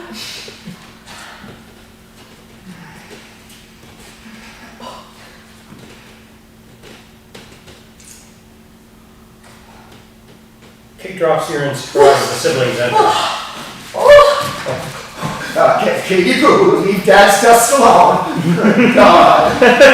Dan tries to solemnly gather it in his hands and return it to the urn. You're mixing all the dusts together! Why did you have to drop it? Anyway, it's cottage dust. Dad will mark. Here, let me fix it. No, Dad didn't like pot. Don't put pot ashes in there. That might make him irritated in his world. I'm not mixing any Dad's pipe ashes. Though I don't see why Dad would mind pipe ashes. We only like pipe tobacco. Kate takes a deep sniff of an old pouch of tobacco. Let's have a pipe of my stuff, and we'll look at this old journal. Remember when you swam all the way to the island while I wrote? You could do that again, you know. This summer. I bet you can still swim well. Do you still swim? In the dark water? I don't know. For me, the cottage, it's not all good. I hear too many voices. It's full of memories. Some of which, actually, it's hard to breathe here. There's just too much going on. Come on. It smells like a wood fire burning and coffee percolating.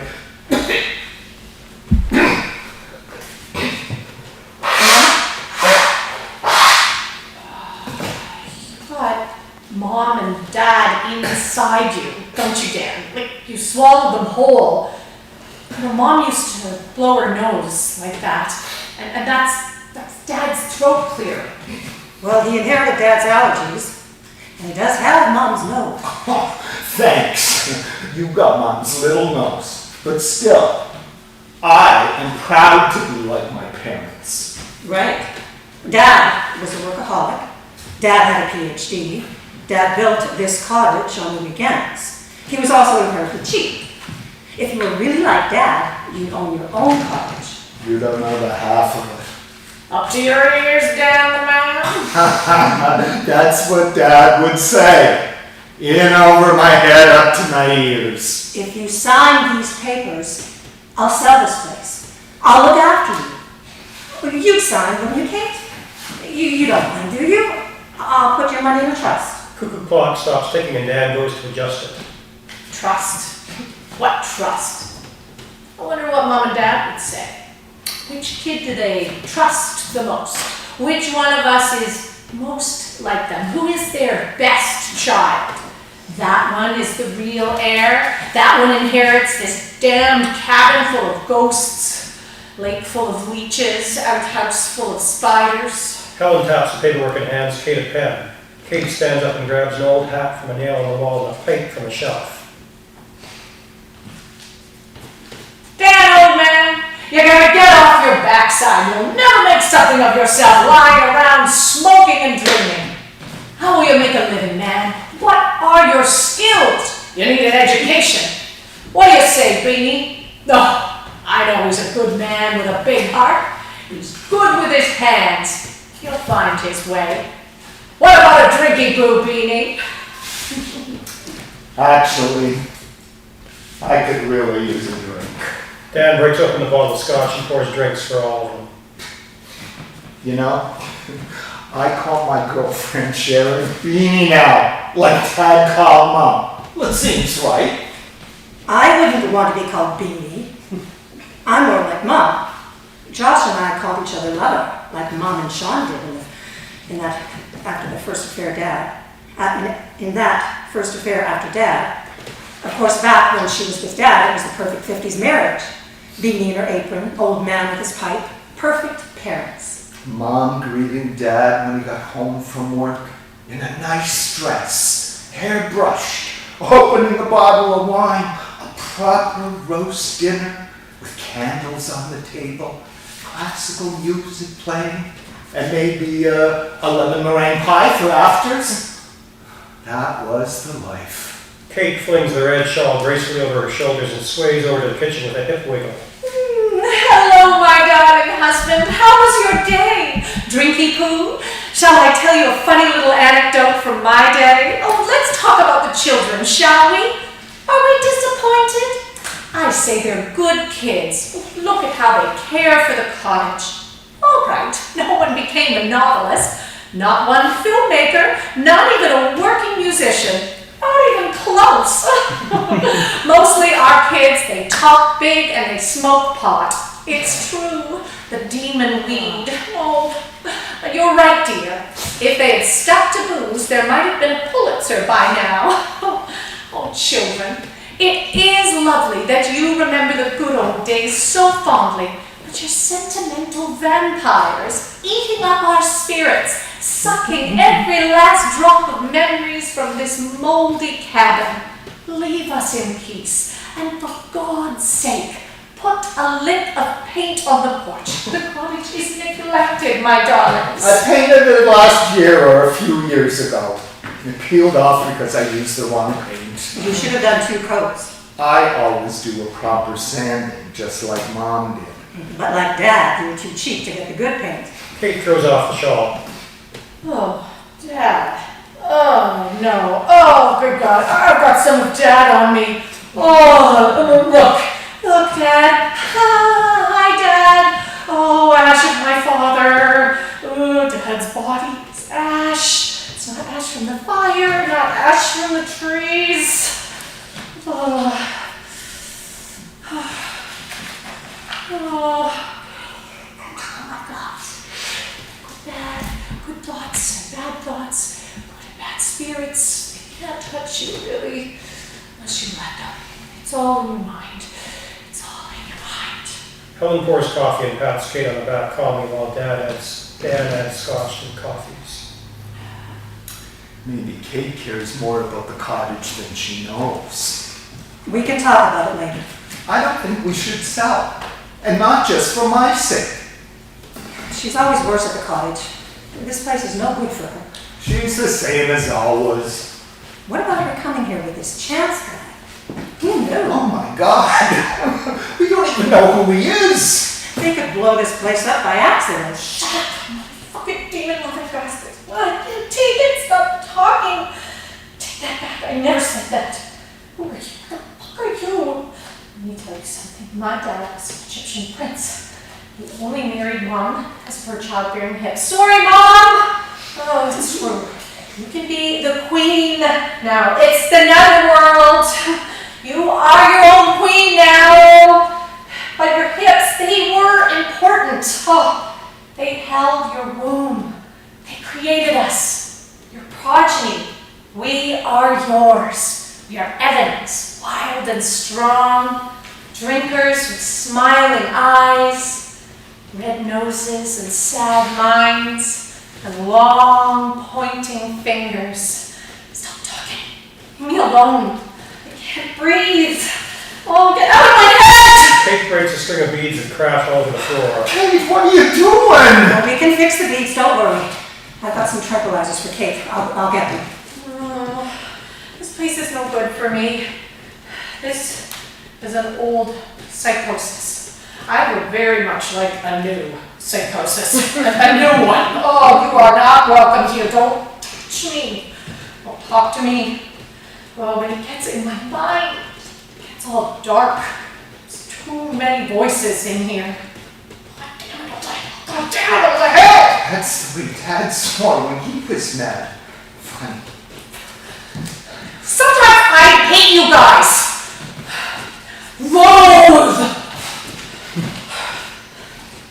You know, here you are, trying to be just like Mom and Dad. Oh, look at you!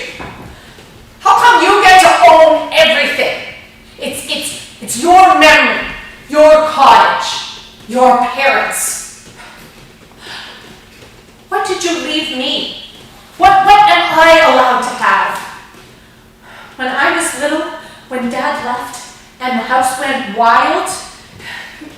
It was a crazy house. I was a little baby peach with everyone poking at me and patting me and telling me nothing matters and anything can happen. Nothing's cool, everything's stupid. You guys made me. You taught me how to be wild and free. But look at you now. You gave in, you're normal. You sold out, so I win, okay? I win at being wild. Great, you win. But as you say, nothing matters. The house did change when Dad left.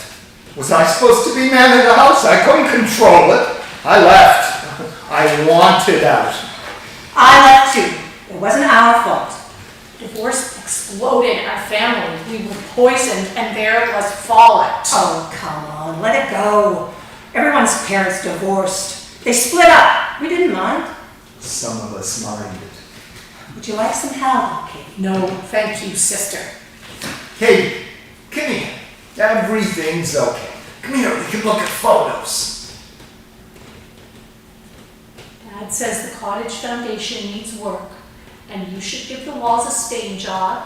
His paths to the beach are all overgrown, and the rock walls have all fallen to ruin. He says it's all going to hell. He says you are letting it go to rack and ruin. Rack and ruin. Rack and ruin. That's what Dad says. Come, sit with us. I have a pill that'll make you feel better.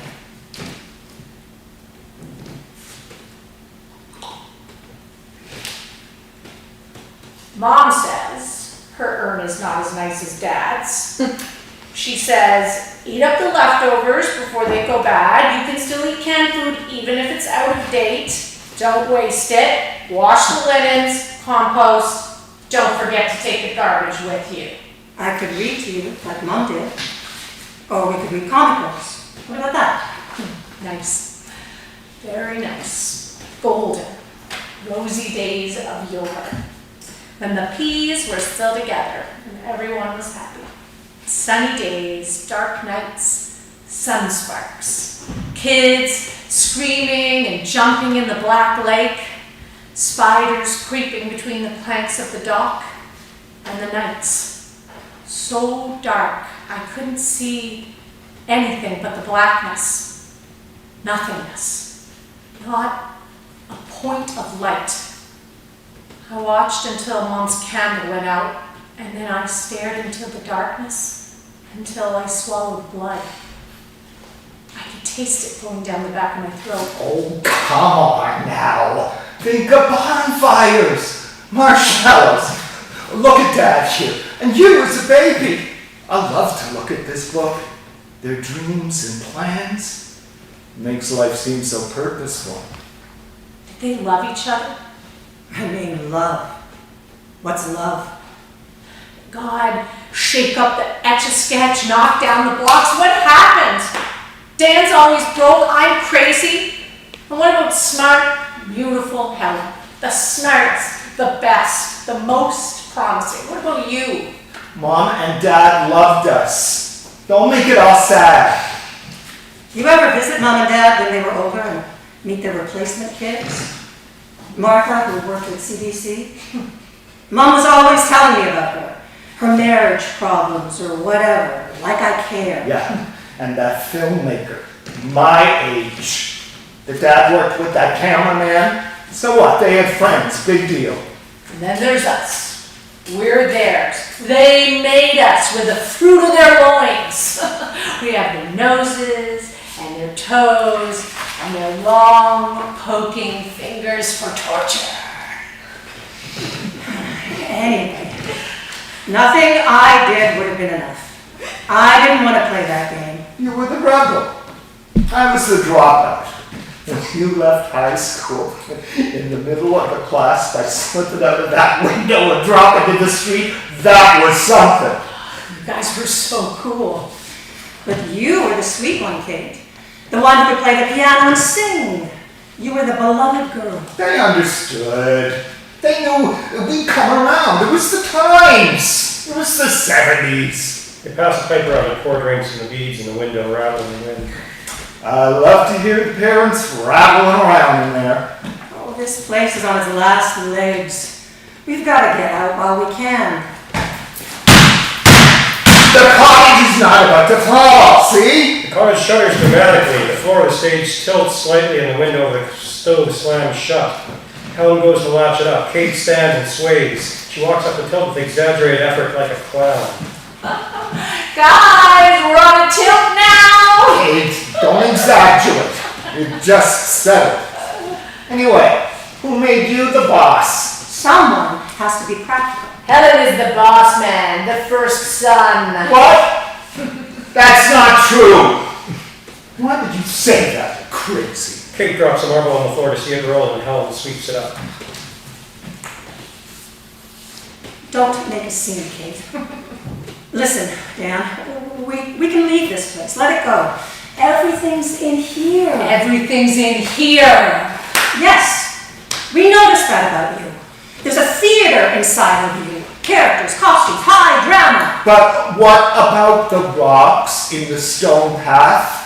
That's our history. Their hands were on them. Our feet were on them. You're picking over the bones, Dan. It's a carcass. Let it go. You remind me of Mom, you know. Good at money, good at getting what you want. You're like a stream that breaks through stone. I'm like Mom. Me. Okay then. If I am, I guess it means that I'm good with money. And you guys should listen to me. And guess what? I inherited her sex drive too. Maybe if Dad liked sex as much as she did, they wouldn't have broken up. Hey now, you're talking about my dad. No, let's not. I remember Dad at the dinner table by himself. Red-rimmed eyes. Mom going crazy with menopause. You know, she told me about the affair. And I told Dad. Dad and I got drunk at my place. We got drunk and I told him. It was me. I set off the bomb that destroyed our family. You told Dad what? How come I don't know about this? How come nobody ever tells me anything? Louie, you blew up our nuclear family. Big deal. They weren't happy anyway. What the hell are you talking about? Where was I in all of this? Oh my God! Oh, poor Dad. How humiliating. Oh, he never told me about that. I thought they just decided to break up. Yes and no. Mom thought that since Dad wasn't interested in sex, he wouldn't mind if she had an affair. She thought that she could live her life like she was in some sort of French film. Cinema. That stupid MA in film studies. Going off to Paris for the film festival, it gave her ideas. She had one little affair. She thought Dad knew all about it. And she thought he didn't mind. Good God. I don't want to know.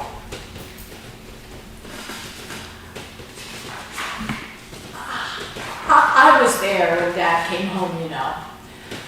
I remember looking at them in the back garden. It looked like they were just having a nice drink. They were sitting by that little pond that Dad made, and the pear tree was raining down soft white petals. The window was like a frame, and it looked like a work of art to me. But there was something odd about the scene, the voices. And suddenly Dad jumped up and knocked down the lawn chair and came roaring into the house. I had never seen him like that before. He was raging, calling Mom names. I tore up the stairs and hid like a cat in a corner. And then Mom told me to grab a nightie and go wait for her because we were leaving. I twisted my own nightie into a ball, and then he found me. My best dad. My beloved Dad. And he knelt down before me and he cried. Cuckoo clock goes off. Dad never cried. He needed to know what was happening. I didn't know Kate was at home. How could I know? Dad was a good husband. He always remembered anniversaries and birthdays. He never fooled around. He worked hard. They had good marriage. Why did Mom ruin that? I didn't like to think about this. Well, I saw Mom's side, too. She wanted to move on. She wanted passion. She wanted to be free. She was fearless. Mom was brave. She changed from a good wifey to an emancipated woman. No compromise, no explanations, life on her own terms. I think Mom was a witch. When she died, it was like she knew where she was going. If there are spirits here, it would be Mother. Right, Mom? Oh, she loved that Irish shit. Those stories she would tell us, corpses rising and running out of the door across the hills. He was a cuckold. That's the word Dad would use. It was hard when Mom started dating guys my age. I don't like to think about it. It wrecks everything. Mom wanted to be adored, to be respected. to be remarkable. And she did that, didn't she? She had her own life, her own lovers, her own house, her own career. But they could have grown old together. I wanted the full story, a happy ending. I wanted both of them together. How are you with Josh, by the way? Oh, we're finished. Last week he said he was leaving and he took everything. All because I had that affair last year. I mean, one weekend. And what about him? What about Thailand? Anyway, it's fine. I'm sorry about that. I thought this one would last. You seem good together. How does anyone stay married? I don't know. Who knows? Kate puts on Dad's hat and knocks up the pipe on the back of her shoe. Oh, you kids. It's good to see you out here, living the life O'Reilly up at the cottage. Maybe get some fishing in, eh? Oh, maybe a little work done too. Ooh, boy. Oh, look at that. That's an expensive looking scotch, Danny, old boy. Woo-wee. Got to have the good stuff, I guess. Don't mind if I do. Now listen, don't you worry yourselves about old history. Beanie and I had a good marriage for, 25 years? And when it fell apart, it wasn't just Beanie's fault. I played my part. I wasn't always such a good husband, Dan. I got into the drinking, just like my old man. Too much moping about, hating my job, felt trapped. And then, it was the times. Beanie was reading all sorts of stuff like that feminist manifesto by that funny-looking gal, Betty I don't remember. Beanie changed. Everything changed. It just wasn't my scene. Do you like being up here at the cottage, Dad? It's just Kate. But it feels like Dad is talking. Oh, Dan, old man. Don't be fooled. But you're right. I did love this place. A lifetime ago. It's just that she looks so much like him when she talks. Kate, cool it. How could you know what Dad is thinking? Thought. Kate puts down the pipe, takes off the hat, and grabs the red shawl and flings it over her shoulders. Darlings, leave your dad to his glass of scotch and his ukulele. Let me tell you something. Those good old days, they looked quite different to us women. Oh, sure, it was nice for the men, having the wife do all the housework and to organize their lives. Wouldn't we all love a wife? That's what I used to say. You have to laugh looking back. Did I ever tell you how hard I worked to type up his thesis, night after night, and editing as I went, because I'm a good editor? But when the book was published, the grand moment we cracked open the first book together, my heart dropped. He never thanked me. Not even the casual cliche of thanks to my wife. Oh, how my heart dropped. But that's all a long time ago. How about I make some dinner? I'll fry up a ham and potatoes with some onion and make a nice salad. I can make my Bettina's best salad dressing. Ooh, do we have powdered mustard? Because that is essential. Any good oil? Oh, that recipe is a treasure. Let me make it for you. Kate starts banging pots around and turns on the gas and tries to work the old flint to get a flame. She can't make it work and the gas keeps streaming out. As the gas fills the cottage, Dan runs over to grab Kate and hold her as Helen turns off the gas. Let me go! Let me go! Don't touch! Okay. Don't touch me! Okay! I have to, the gas! Don't do that! Don't grab me! Don't touch me! Can't get a fucking grip. You're always making a scene. Ever since you were a little kid, always crying and freaking out. Just give it a fucking break. You don't get to freak out. No, you're not the crazy one. You don't get to be crazy. You don't have a monopoly on happiness, okay? There's enough unhappiness for everyone to share. I'm not unhappy. Look, let's try to enjoy the damn cottage.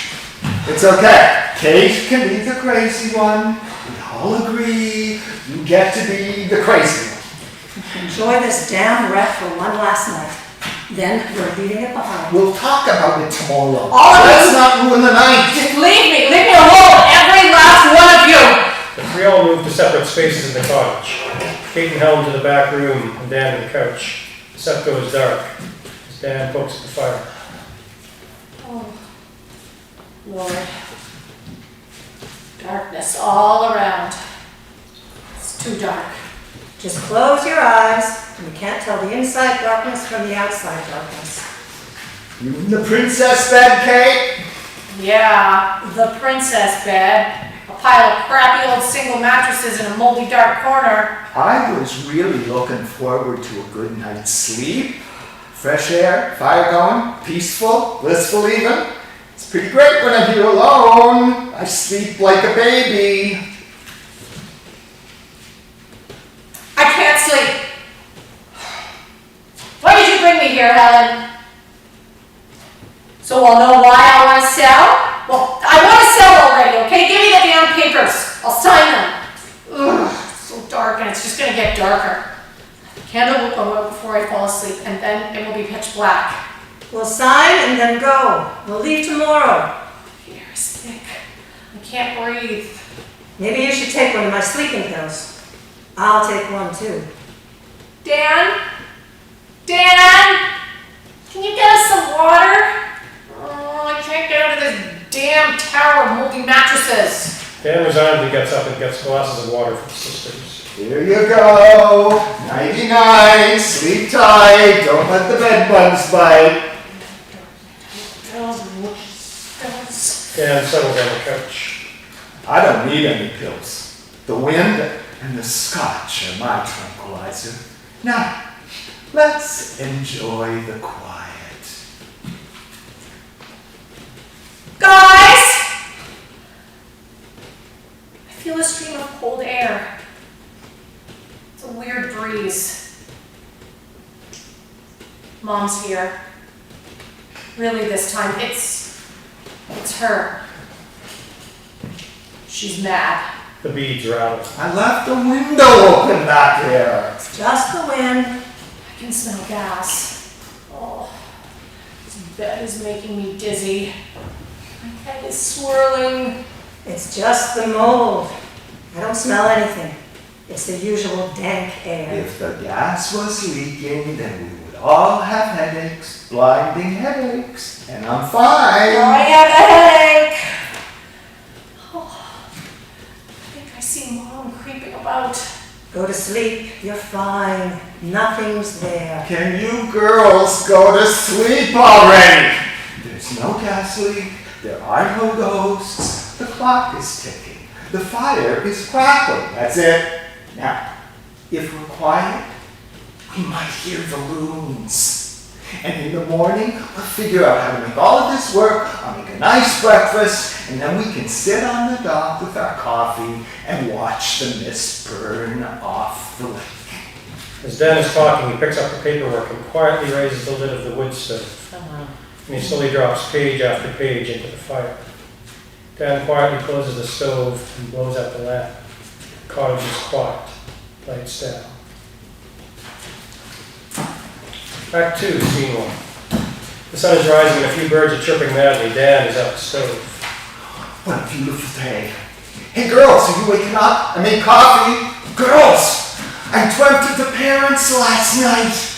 I never dream usually. I just lie there dead to the world. But last night, I had this amazing dream. Do you hear me? Dad and Mom and I were on a grassy hill, and we were trying to remember the words and the moves to this old song. There was a rhyme, a soft shoe, and then we remembered that at the end of the dance, you bowed to each other and then leaned in towards each other for a kiss. So I did a few steps, and I leaned in towards Dad and kissed him, a small peck, and then Mom. We were so happy that we remembered the moves. I felt pure joy in my heart when I woke up. I felt as happy as I've ever been. It was like they visited me and gave me their love. It was wonderful. You hear me? I am making bacon and eggs. Maybe go for a swim when it warms up. The mist is rising off the lake, and it is as beautiful as it ever gets. Are you awake? Good morning, Brother Dan. Oh, my God. Those sleeping pills that Helen gave us? Strong shit. I was out. What I could sell them for on the street. I tell you, they eat them up like candy. Woohoo. That smells good. Helen's still sleeping. Wow, that's not like her, but let her sleep. Dan brings Kate coffee and keeps cooking. This looks amazing. You're the mom right now, and Helen is more and more like that. Skinnier with those bags under her eyes. No! I think she's more upset about the breakup than she admits. Right. Old money bags is taking off. You can help with the cottage bills, right? You must have some money left. We can do it if we stick together. Have you got any money left? Not really, but I'll figure it out. I'll sell my place in the city to keep this place. We can fix it up here. You love it here. They should have willed it to me. I would have kept it for you and Helen. Mr. Primogenitor. I did something last night. For you, and for me, and Helen too. I decided something. I am tired of being told what to do. I burned the cottage papers. You burned the papers? Those papers? Just like that? Balls. Well, what was the point of Mom and Dad dragging lumber across the lake and building this place? Weekend by weekend, summer by summer. What was the damn point? I think Mom and Dad would want us to save the cottage. Burn those damn papers. That's what they would say. Pay your bills, Dan. That's what they would say. Wow, you burnt the papers. Oh, Helen is going to be pissed. I don't mind. I had a dream, and I felt their love. We did a dance together, a little dance, like this. And then we bowed and did a smile kiss. They came to visit me last night, and it was wonderful. That dream just filled me with joy. That's strange. You had a visit? You kissed Dad? Well, it was a theatrical kiss. Right. Theater. Drama. Karma. Ooh, I wonder what Helen is going to do to you. Helen doesn't scare me. Oh, she scares me. She has Irish levels of revenge. Oh! Helen slowly creeps through the beads. Scotch and sleeping pills are a bad mix. I feel like hell. Death warmed over. I'll get you a coffee and some breakfast. Fix you up. Too much drugs for you. Apparently Dan and I are good with this amount of substance abuse. We're either much less healthy or much more healthy. But here we are, tap dancing around your sick old self. I'm too healthy. Oh, why don't you go lie down? We'll bring you a coffee. Helen creeps over the couch. Kate brings her a cup of coffee. Kate, for God's sake, you're spilling it everywhere. Now we're gonna get ants. I got it. What about bacon and eggs? I'm not sure I'm ready for this. Well, I'll eat yours. Here. Oh God, I feel awful. Let's leave today. We can be home by night.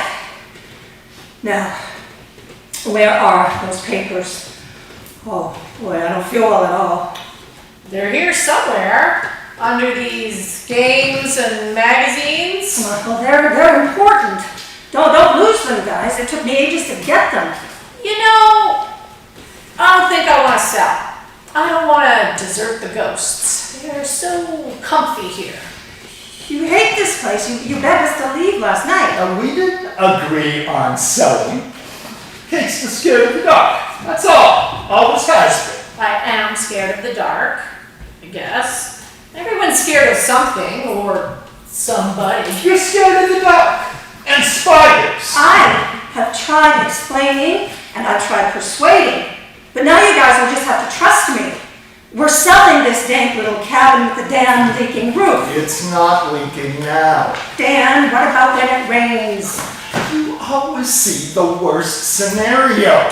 Kate picks up the pipe to distract them. Oh well, kiddos, I don't know what to tell you. I mean, Helen's the boss. Ever since she was a baby, she's been running the roost. Oh, we'd be sad to lose this place, though. Worth a mint now. Damn shame to lose it. I guess you'll get a pot of cash, though. A present from your old parents. Not too shabby. Better than nothing. My dad drank and lost the family home. I ended up looking after my parents. I didn't have an inheritance, I can tell you. And that's why I was careful with my money. I didn't want to be like my dad. And here we are, full circle. Life's a farce. Now, who said that?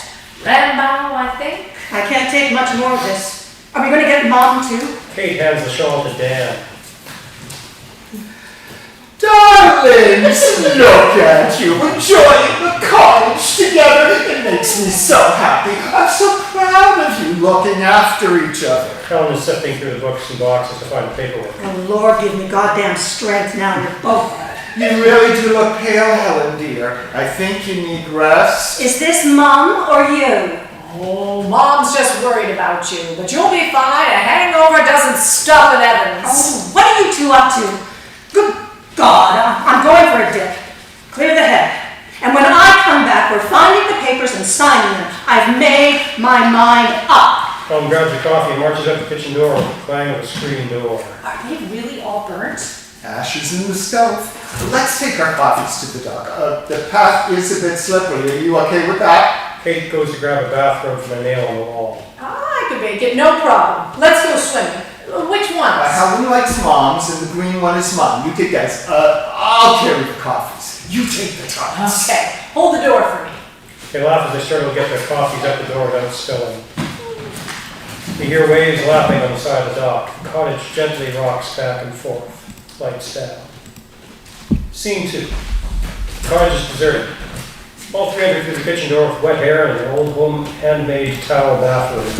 I can't believe you did that! Since when did you do that? Speaking to the air. Mom, did you see that? She pushed me in the leg. Oh, surprise, surprise. I learned that from you guys. I never felt safe on the dock with one of you behind me. The revenge is sweet. She pushed me in too. I almost lost my sunglasses. Well, it was for your own good, both of you. I got my own back. The water was cold. I feel like I have ice in my eyes and water in my mind. Everything is focused, like I have glasses on. I can see waves in the air. Oof, this place is vibrating. My mind is clearer too. Oh, that late water was good for me. This cottage heals my heart. For a moment there, I thought you weren't coming back up. Your eyes were wide open when you looked at me from under the water. It was so beautiful under the water. It was green all around me, and the sun shone down, lighting it up. I saw plants, bubbles.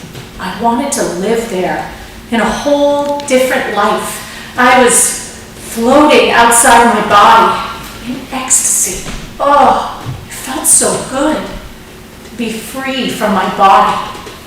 Do you need another pill? I'll never forget the night when you jumped. We were talking about Christmas shopping, and we said we're going to go shopping the next day. And that same night, the police knocked at the door. When they said that you jumped off the bridge, I was so shocked. I felt cold. I was chilled right through. Well, she's not suicidal anymore, right? You haven't tried to kill yourself for years. I can't be bothered. There are quick ways and slow ways to die. If jumping off a bridge doesn't work and pills don't work, well shit, what are you gonna do? Hey, I want us to grow old together. We'll crunch around this place complaining, eating too much toast, and when we die, we'll die like Mom saw during that game of bridge. The one who died in the card game and just fell back her chair with her neat little shoes. With their neat little shoes in the air. Well, did they go on playing cards? I always got that image when Mom would tell the story. 3 white-haired heads and a pair of laced-up shoes at the end of the card table. I was always happy to hear that Aunt Mabel died happy. Well, everyone wants to die like that. Fast and painless, falling backwards, feet up in the air, out of place. Suddenly, comically, gone, no fuss or worry, carry on with your game. But Katie, you're a good swimmer, I know that. Kate comes at Dad with her pointer finger cocked on her thumb and tries to flick his nose. Oh, I'm gonna get you! Why did you start this? I'm good at snooper snapping. Grappling and laughing, they try to snooper snap each other. Oh, that hurts! Is this what we do when we're happy? Oh yes, this is us showing affection. This is how we care for each other. Helen takes hold of Kate. I promised Mom I would take care of you, and I will. Kate looks at Helen and gently but purposely flicks her on the nose. Look, we shouldn't get into snooper snapping because, first of all, I have the biggest nose, and secondly, I have damn strong fingers! Dad raises his finger in a snooper snap position and comes at Helen jokingly. They're all laughing and fighting. The cottage shifts even more obviously to one side and they all freeze and cling to each other. It's fine. We're safe. Stay now. Look, we're on an angle. Okay, no more jumping. We're out of here tomorrow. It's settled now. It's fine. It won't shift any more than this. You guys never listen to me. I see what's real, always have. We should get ready for the night. Dan, why don't you... I'll fix the fire and prepare the lamps. I've got some candles here, and I'll make a hot drink, and Kate can start the dishes. I don't feel well in this stupid topsy-turvy house. I need to lie down. Classic Kate. Never mind. I'll make the drinks and end up doing the dishes too. As always, I'll do everything. Did I ask to be here? Hey, maybe we could have a game of cards soon. Helen finds something on her foot. What's this? A leech? It's a leech! Oh God, I hate leeches. I can't get it off. I've got it. Don't worry. I can take it off. Dan pulls out a small, sharp pocket knife and Helen puts her foot on the table. I can do this. I have done this on my own foot before, but mine was on the bottom of the foot and I could get under it. Your toes are in the way. Stop! You're cutting me! I know what to do. Chance told me what to do. I can get a different angle. Well, let me see. Maybe I can pull my toes further apart. If I can scrape it this way. If you make it bleed, you won't be able to see where it is. Stop! Maybe there's another way. What did Chance say? He was brought up in the country, swam in a lot of lakes. It's really simple. What are you going to do? No flames, no burning it off. You never trust me. I never said anything about cleansing fires. Come on, tell me. I've got to get it off. Sucking leeches, sucking blood, suction, fucking sucking leeches. What's going on? Are you mad at me? It's not that I am mad, though, officially, I suppose. It's just that I am relishing this reversal. You need my help. You listening to me all of a sudden. It's a little relish on the hot dog, a crispy marshmallow, not too burnt. It's a treat. Dan, would you help me, please? Crazy Kate is not going to be of any help. Her invisible boyfriend, Happening, may or may not have the answers to leeches. Chance does know, and so do I. You don't even try, do you? You smile and act like a nurse, but you have no idea. You have no idea what it feels like to be me. What if you were the one with the leech sucking the life out of you? No one can see the leech. I doubt it's even there because it's in a dark place, but you feel it. It's always there. See how that feels? It's sad that no one believes you about the leech. It's lonely. I don't know how you feel, and you don't know how I feel. You think you're the only one with problems? I have weakness, I have darkness, I have plenty of demons, but I keep them safely packed away. Do you get that? I am brave and strong. Not that brave. I don't know about all of this darkness. Some of us Evans just want to have a good life. Look, I can scrape it off with my knife. No, it won't work, and then I'll bleed all over it like Kate said. Like Kate said, music to my ears! You never say that. You always made fun of me, my friends, my music. I felt dumb. And then I got more and more voices telling me how stupid I was, and then you left home, you left me, and you never even asked me how I was. Even when I ended up in the psych ward. Where were you? I was also struggling. You can't see outside your own head. And you know what? are a weak person. And you and Dan are both dreamers. I want you to be strong. I want Dan to be more organized, but I just keep on looking after the two of you, and I don't want to look after you guys, but I'm forced to. I could heat it carefully with this lighter, and then it'll shrivel up. That'll kill it. No! Well, I guess you're going to be wearing that leech for a while. It's just sucking the blood out of you as we talk, passing leech information into your body.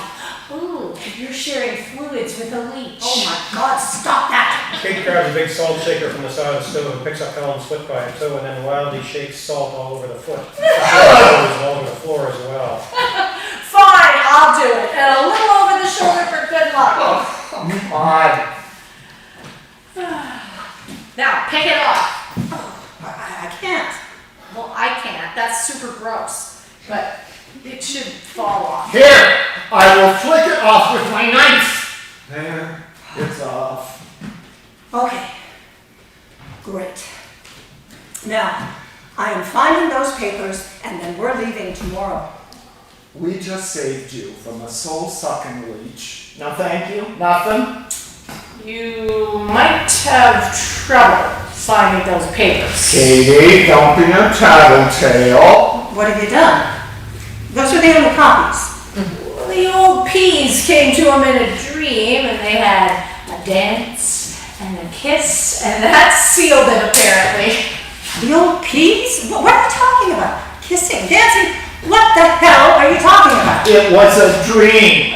I had a visit. I would have told her in my own way. Now, when you were all stoned and drunk, but here we are, all clear-eyed, bushy-tailed, bleach-cleansed.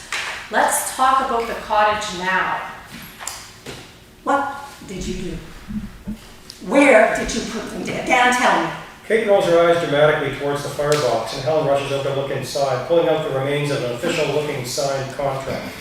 You idiots! What have you done? I solved a problem by making it go away. This is our place, and we're not selling. For God's sake, you're acting as crazy as Kate. I'm not always crazy. Sometimes Kate knows what's going on better than us. This does not solve any damn thing. Shit! Look at this! Okay, you idiots want to burn stuff? Well, here, let's burn stuff. How about Mom's journal? Let's put that in the stove. We don't care about that. Wait, not the journal. Kate grabs the urns. Do it! And let's stuff the peas ashes in there too. Mix it all together. And then what about Dad's ukulele? I can jam it in. Let's burn it all. It's just embers now, you idiots. What the hell are you doing? Don't break the ukulele. Oh, you guys are crazy. Kate, pass me the matches. Let's light this whole place up. We'll turn on the gas and throw a match and walk away. Voila! Nothing here anymore. Nothing to worry about. Nothing matters. I see. You guys think I can't go crazy? You think I can't play? Fuck! Let's light it up with some kerosene. Dan takes an old lamp apart so he can pour the kerosene in the stove. Kate starts unscrewing an urn so she can dump it in the wood stove. Helen lights a match. Suddenly, rain begins to rattle the roof, and then there is a crack of lightning, and the thunder is almost simultaneous. That was close. Rain thunders on the roof. There's another strike of lightning, and this time the thunder falls after a pause. 1 second. 2 seconds. 2 miles away. Helen takes the urn out of Kate's hands and puts the top back on. Dan puts the lamp back together and retrieves the ukulele. Kate, you should have it. Helen retrieves the journal and dusts it off and hands it to Dan.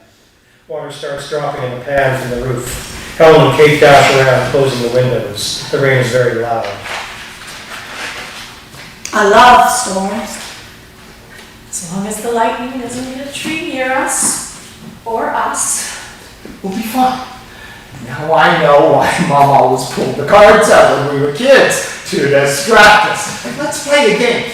Anybody want to hit on the pipe? Kate takes the head off the pipe and pulls out an old cup of Yahtzee dice, straddles them in the cup. Oh, I did love it when you guys played Yahtzee. I could fall asleep then. I could hear the hiss of the propane lamp, your voices, and the dice rattling. Kate throws the dice. Hey, look at that! A pair and 3 of a kind. A full house, that's a good score. How much is that worth? It's all we have. It's all price. It's invaluable, right, Kate? Straight is worth more. Helen, listen to me. It's us, the 2 peas and the 3 goofballs. It's a full house, you see? 2 parents and 3 matching idiots. If we're going to play, let's play by the rules. Okay, let's go. Let's play. I'm good at games. Right.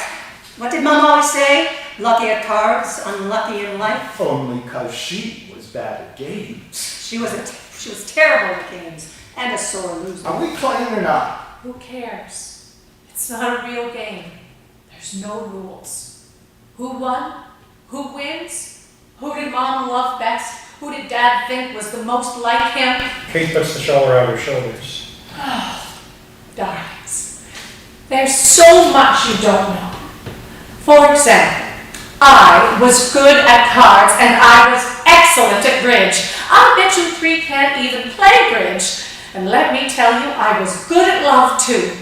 Oh, Helen dear, you need to look after yourself. You need to rest, my darling. I shouldn't have put so much on you. I expected so much. I was just a young mom, and then Dan got that infection and fever, and I was working and worrying. I was not the best mom. I tried hard, but I failed. I made mistakes. I'm sorry, my darling, but I have always admired you. You're so strong and so much smarter than me. Does Mom have anything to say to me?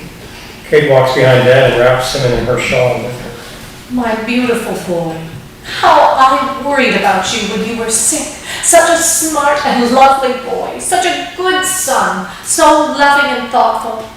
I was hard on your girlfriends. I didn't see how the divorce hurt you. Oh, I love you, and I'm sorry, my darling son. Look after yourself, and I'm always here in your heart. Dan rests his head on Kate as she smooths his hair and then pounds Helen on the head. And Dad? What does he say? Kate keeps the shawl on and puts on the hat too. Dan, old man, you're a kind man, and will always look after those around you. I wish I'd been more like you in some ways, more satisfied with what was right in front of me. I was always worrying about the future. I'm sorry if I was hard on you. It's just a dad's job. Let's go to bed. We'll need to get up early to clean and pack, tie up the boat, turn off the gas, pack up the garbage, you know the routine. And then on the way home, we can stop for lunch at that place in Harrisville. And we can't forget to put away the candles. Last year we left them out and they melted in the summer's heat. Kate stands before the urns. Helen, chip off the old block. I was always worried that you had my self-destructive side, and you did give me some worries when you were such a wild young girl. But look at you now. You made it. Oh, now find yourself a calm place, a kind man, and enjoy the last chapter. I think you are much better than me. I was selfish, really, just looked after myself. I see you looking after this place and watching over your sister and brother. I see it. You are my sweet, tough girl, a fighter. That seems about right. Thanks, Kate. You're a fighter too. You were way tougher than any of us. We loved them, and they loved us. No mistakes, no regrets. Can you hear the kettle whistling? Smell the coffee? It's all inside here. The love is beating here. Kate is calm and in control as she puts away the pipe and shawl. Then she breaks into a theatrical smile and starts doing a soft shoe. Dan stands up and imitates her dance, and Helen joins in and they all dance before bowing to each other and giving each other a small theatrical kiss. The cottage settles into a level position with a shutter and a rattle of the beads. Lights down, end of play.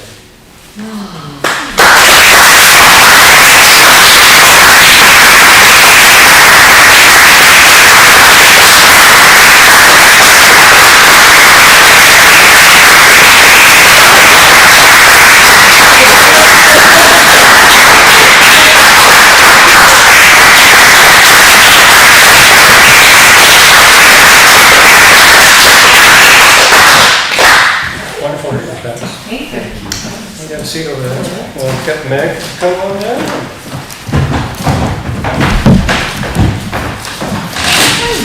Hello.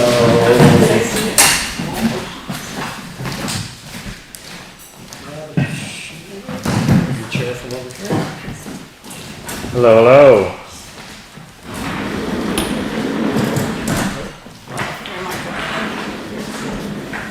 That's great. Can you hear us, Vern?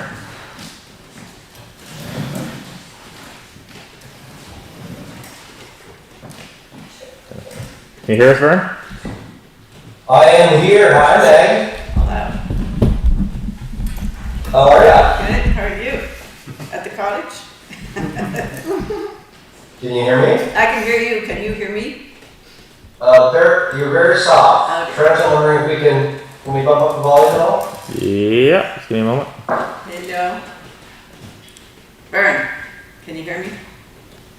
So at the end of that reading, there was this noise in the audience, which was so beautiful to hear at the end of a play, to hear that kind of visceral response.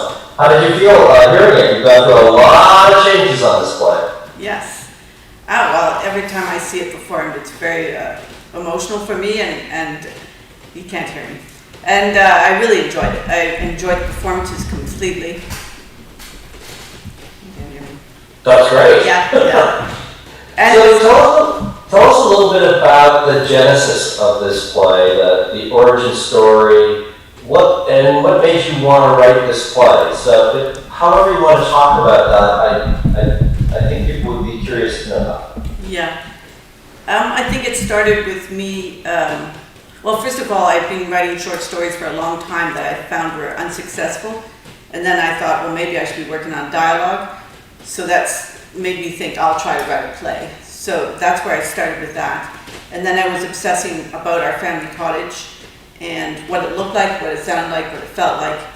And I just threw some characters in there, a medley of my family, and just started without any plan, really. And through this process of working on it and rewriting it, and sometimes like huge changes, what's the thing, the biggest thing that you discovered either about the play or about yourself, or both? I suppose really the biggest discovery is how much love is in it, and how much love I have for the whole family and all the painful changes that go through a family. So I suppose that was partly it. I enjoyed creating the characters, and I suppose I was surprised to find how much I like doing dialogue. Yeah, wow. We've got some great speeches in this play by all three characters. This is great. I want to turn to the audience's response now. And the first question I have is, I would like to know who you as audience members, who you individually relate to. Which of those siblings were the one that you went, oh, that's me? Or you went, oh, I know who that person is, or I relate to that, or oh, that's exactly like my sister. Like, who did you connect with of these three siblings in the play? That's what I'd love to know first. Len, can I get you to moderate this, please? Sure can. Devin. I don't have siblings, but I really, and I don't think she's like me, but I feel really connected to the character Kate. I don't know. I think it's just like the way that she likes to tell stories that are weird. So I really enjoyed that character a lot. Great. Somebody else? I do have siblings, and I feel like I relate to Helen a lot because I have older siblings, but I am the middle child, and I feel like I need to take care so much about, for my little brother. The journey that I've had these past few years was about and for my love to him, changing into a better person, a better brother. And that's a constant thing for me, the constant motivation. It's like, I want to be a good son to my parents, but I also want to be a good brother to my brother. So yeah.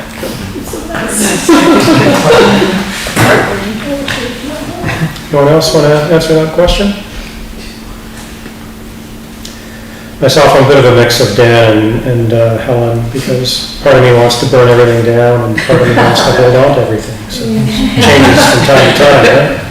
Seems to be a theme in the air right now. I thought just the fact that Dan was sentimental was interesting, because it's usually women want to hold on to things. Sure. Yeah, that's a nice difference, isn't it? What was the moment in the play that really struck you, audience? Like, was there a particular moment that I remember when I read this draft, when I introduced the introduction of burning the papers, I gasped at that moment when I was reading it, and that has always stuck with me. I'm wondering if there's other moments in the play that really will stick with you.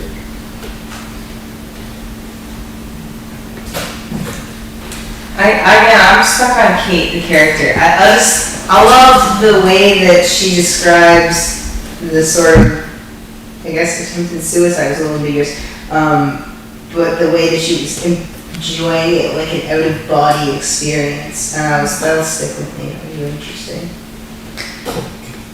When she was under the water, you mean? Yes. Yeah. I love underwater moments. Like, it's a great place to be because it's an interesting situation to be when you're really deep under the water. If you dove too deep, anyone who's dove dive like a little too deep, and then they have that little bit of fear, and you're like, uh-oh. Yeah. I like that. I kept thinking that she had some trauma from at the cottage, that perhaps her father had molested her or something. Is that what we're going to find out? And no, she had other reasons. Yeah. Though, I mean, I thought possibly people might think that, but not necessarily. No. Just her own trauma, yeah. I felt like more like she was this person, and she was less angry at being this person, and at other people for not letting her be that person. You know, because those are very different challenges. You know what I mean? Yeah. True. With the same thing with the character of Kate, a moment that really stuck out to me was near the end of the first act, her kind of being not necessarily alone, but like afraid in the darkness. And I feel like that's something we see a lot in spaces that are unfamiliar to a character, and I think it's a really interesting thing when it's a place that you know very well, but you're still very in the dark and afraid. That's true. And I thought that was very interesting. I love the whole leech sequence. I love that. That was great. Like you did this thing, and it's throughout the play where these siblings get in each other's way, and you have to almost watch them raise their gun up and then lower it down and then raise it up again, and you see it so wonderfully throughout the play, and then in this leech scene you get this this sort of culmination of everything, and I just love when Kate, yeah, her character is just I told you so, you need my help, and you just see those walls break down, and I love it. Yeah, that's great. Also going with the theme of Kate, she was really she wasn't quite there all the time, but yet she was so connected to everything that happened in her surroundings and her siblings' surroundings. You know, when she put on the veil or the hat to mimic their parents, she knew exactly what to say to make both of them be set free, like they wanted at the beginning of the play. So I think, it's the most picked on sibling is the one that could help them all. She was the conduit to their parents. The only one who knew who could give them access to their parents. Yeah. I have a question for you. I don't know if we're moving or if you want to. I think that's probably fair. Okay. I saw a theme in this play. I think the thing I took out of it was something sometimes there's a need to be better or understand the past or your family. I'm wondering, what do you want people to get? Like, coming out of this play, I know that the characters were really cool. What do you want people to sit with? You know, the message that they want. Hard to say, but I think hearing your responses is very nice, particularly when you're trying to do huge edits, because it was longer than that. and then I'll think, maybe that whole scene could go, and then I'll think, when somebody says they like it, it's like, oh well, maybe I but I think I'm very pleased that so much love comes out of it. Vern was the first one to, when he first read it and I spoke with him, when he said that, I was surprised and relieved, because, you know, you don't want to write something that would be hurtful, and genuinely there is actually just a lot of love. But and when I first started this play, I sort of thought, people aren't going to enjoy this because it's sort of about how screwed up kids get when their parents divorce. So they won't appreciate that theme at all. But you also spoke of an earlier draft. Yeah, they definitely died in that first draft, and I was like, oh, that is. It's a little harsher. I've come through a lot. Trent, is there any comments or questions on the feed? Nope, I can't see any as right now. Nope. That's Any final questions for Meg or comments? Anthony. So you mentioned you wrote novels before, or you've been trying to write novels before. What sort of surprised you in making the jump from novels to plays, and like was there anything that like just made it click very quickly?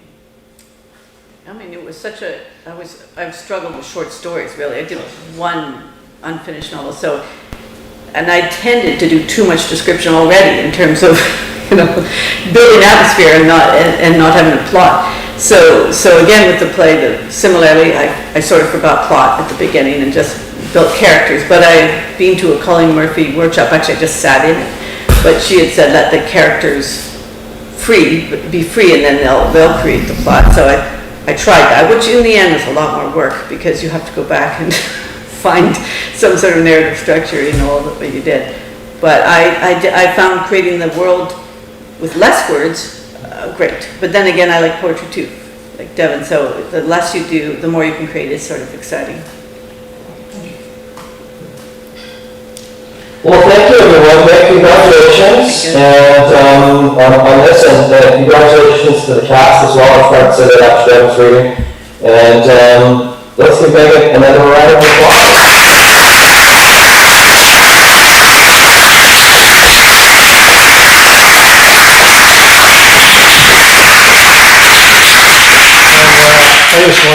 Is Vern gone?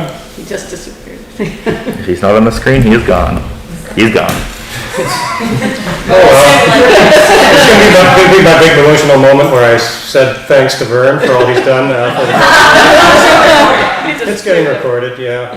So thanks, Vern, for being with us virtually for the last 3 months through this whole process and doing a fantastic job. And all the writers you worked with, Vern was exceptional in terms of how supportive he was, how available he was, and how hard he worked for just about everybody involved in the festival in some capacity. So we can't really thank him enough. And his gift is going to be in the mail instead of handed to him at this moment, which usually would be a normal Notable Acts festival.